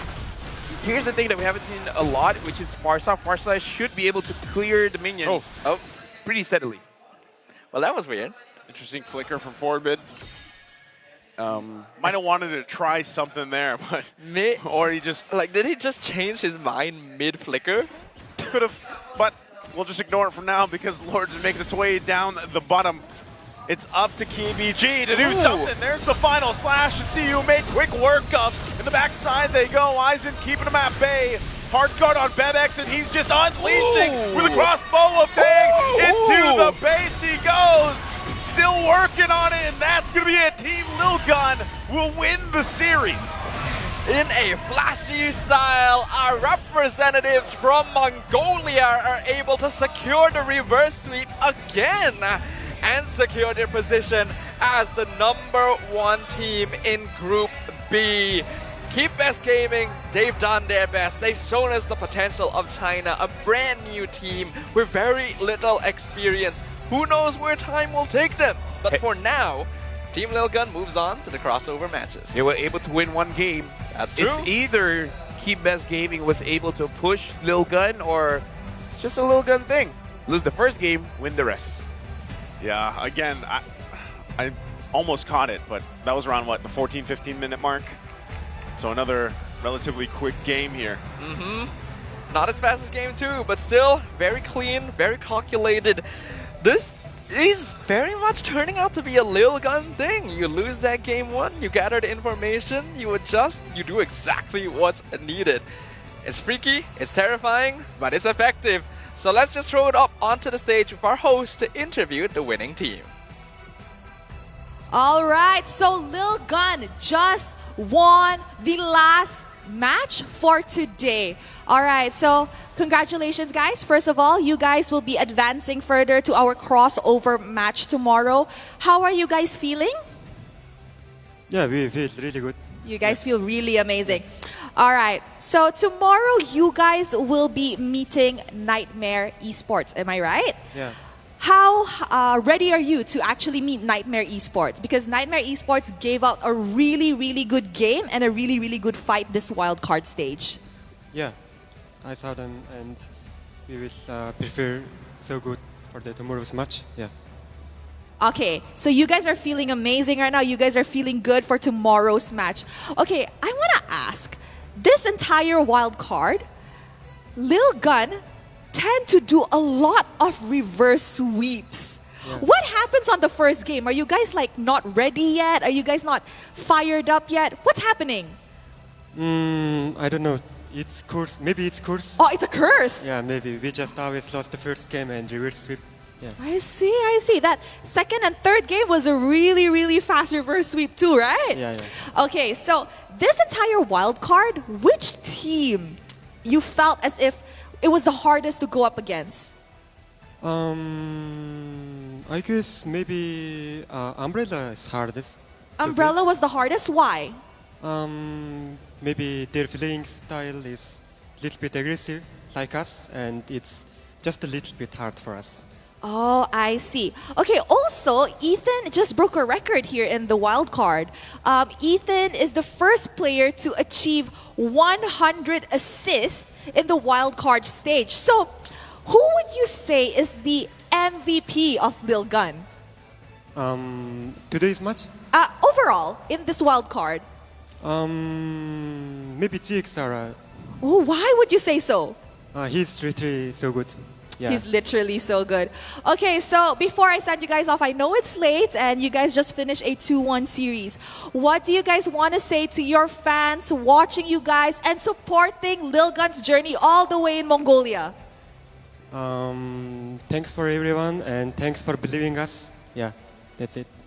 All right, thank you very much. And once again, guys, a round of applause because they will be making it to the crossover stage tomorrow to go up against Nightmare Esports. I'm pretty sure it's time to throw it back to the casters to know what happened in this reverse sweep series. Casters, take it away.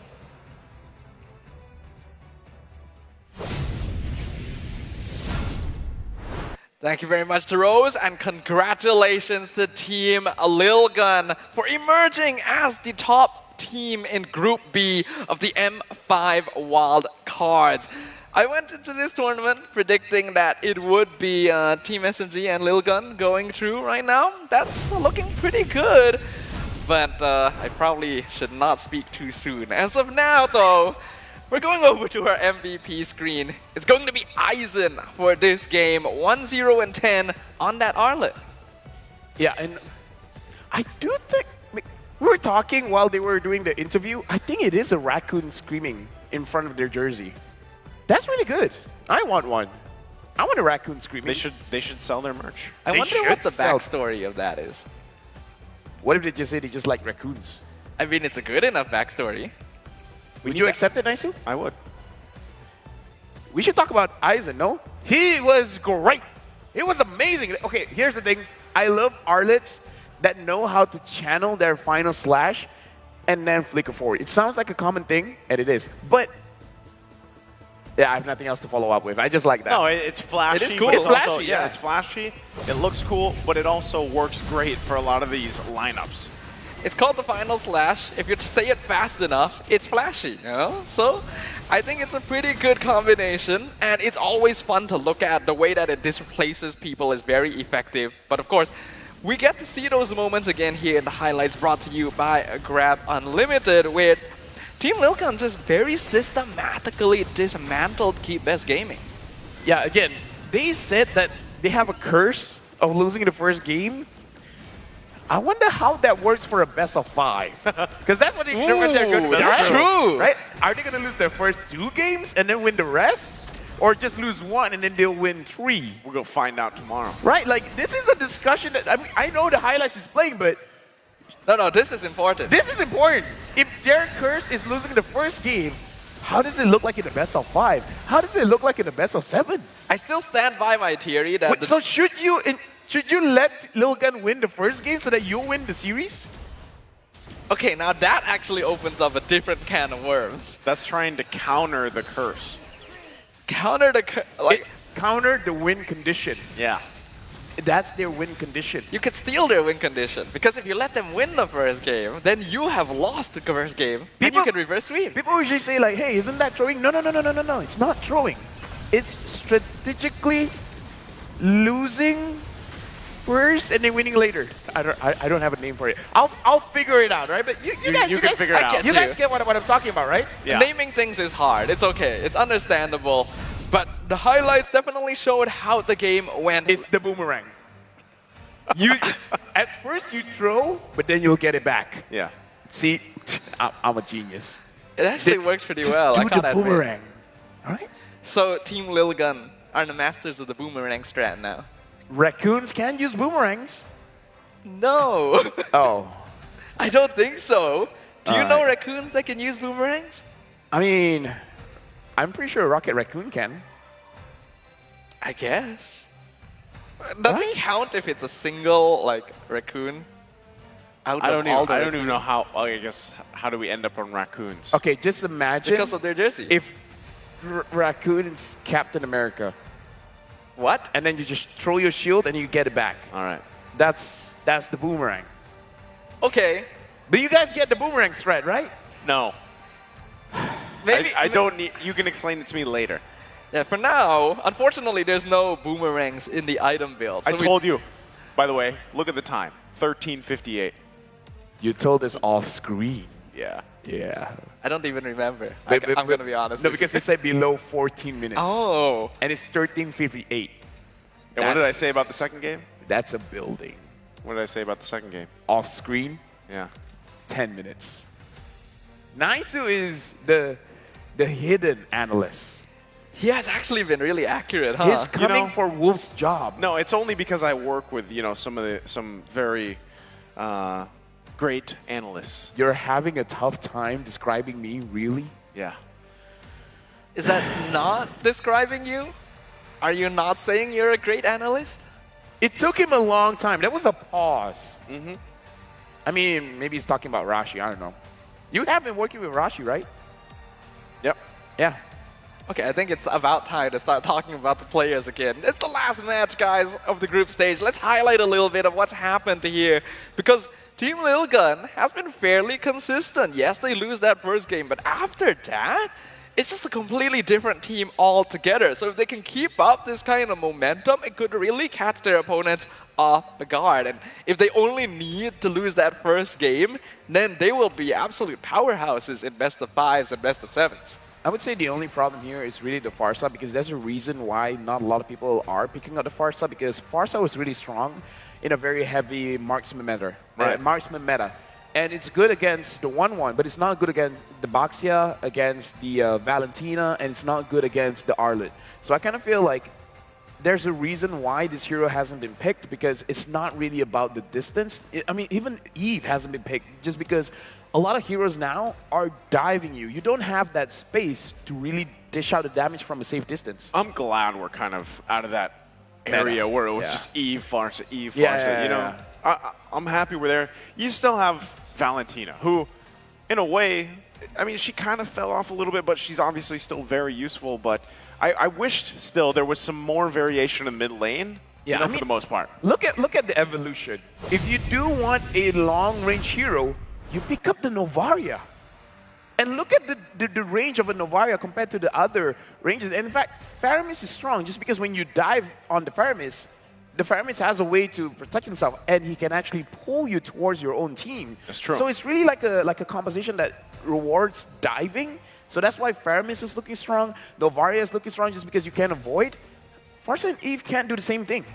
Yeah, it does definitely seem like this is the type of meta that rewards very aggressive but calculated gameplay. And I think that's a very healthy state for MLBB to be in, because it does promote a more aggressive gameplay, but at the same time increase the overall skill ceiling of the player, because they're able to deal with high pressure, they're able to out-mechanic their opponents, and it's just a lot more fun to watch as well. So if we're able to continue down this path, make adjustments to bring more heroes into the viable pool, I think MLBB will be in a very good state.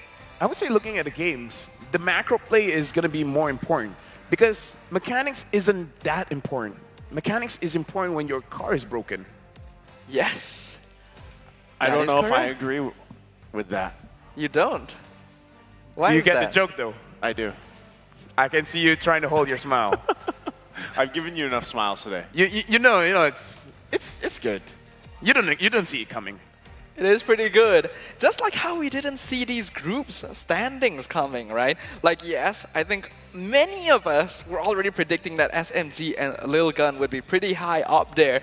But Nightmare Esports and Imperial Esports really did just pop out of nowhere. I would say I'm most impressed here with Imperio. Coming into the wild card, I didn't know exactly how well they would perform, and I was quite impressed. And I just, you know, think they will put up a good fight tomorrow, especially because we have the crossover, right? They are going to have to play against a very strong team, Team SMG, obviously, with the home court advantage and everything, but we'll see if they can pull it out. They have done really well, especially with Aurora. I've loved his performance up to this point. Very interesting thing as well, that Imperial is the team that has played the least games in total, and Lil Gun played the most. Yeah. Lil Gun went all... Because they like that. Yeah. Boom. They do like that. The boomerang. The boomerang. The boomerang.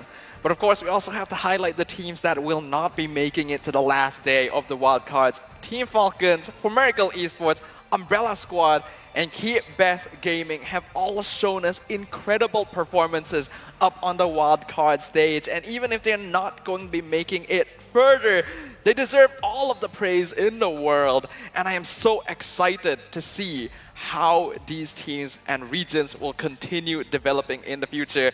But speaking of the future, tomorrow will be the final day of the M5 wildcards, and it will all conclude in the crossover matches with Team SMG versus Imperial Esports and Team Lil Gun versus Nightmare Esports, both of which will be best of 5 series.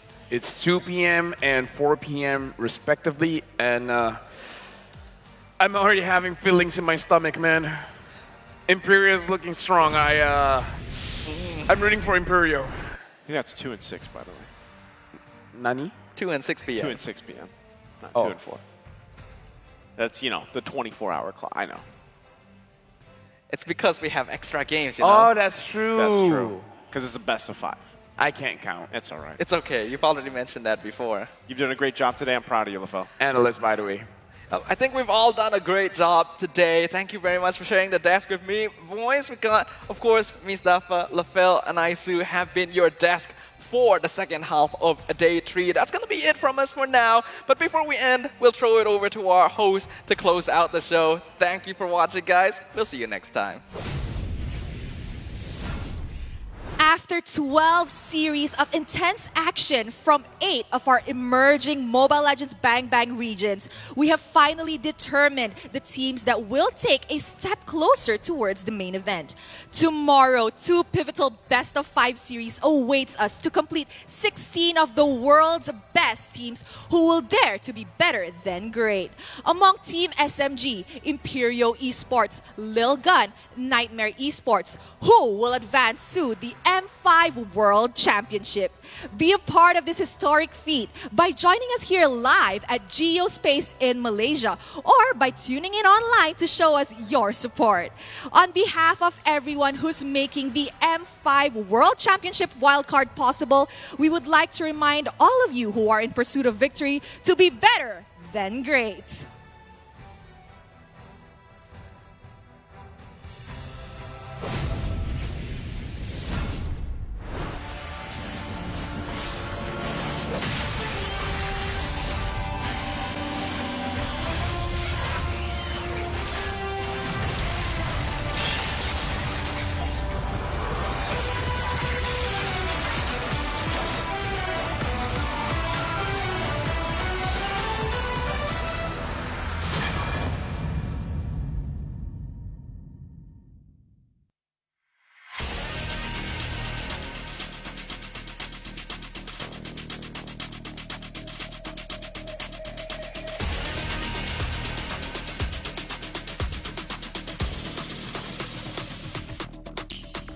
Hit me like I might get over, but you could give me in no corner. I know I can make a comeback. Ace this round and finish this game now. Got the power on my shoulders. Yeah, you know that I'm a soldier. You can keep me off my guard, but you can't keep me from my army. I feel like the floor is lava. The energy's getting higher. You're saving my arms. 'Cause I know just what I got. I got you like na-na-na. And you know I hold the power.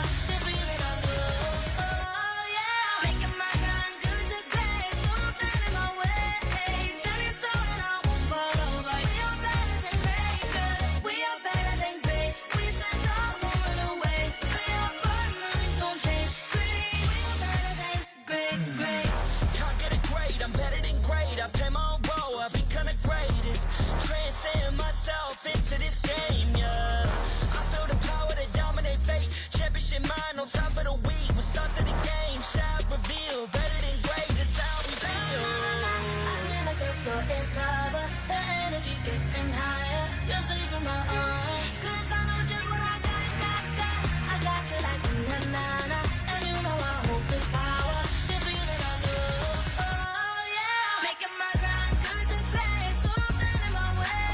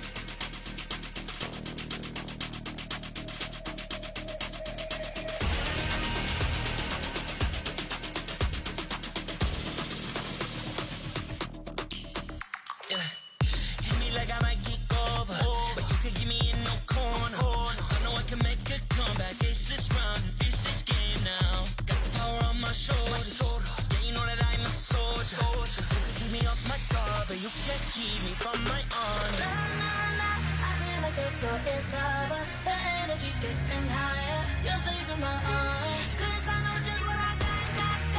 I got you like na-na-na. And you know I hold the power. It's real that I do.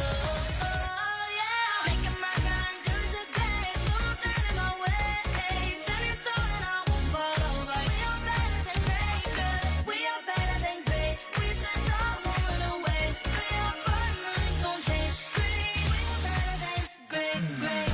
Can't get it great, I'm better than great. I play my own role, I've become the greatest. Transcend myself into this game.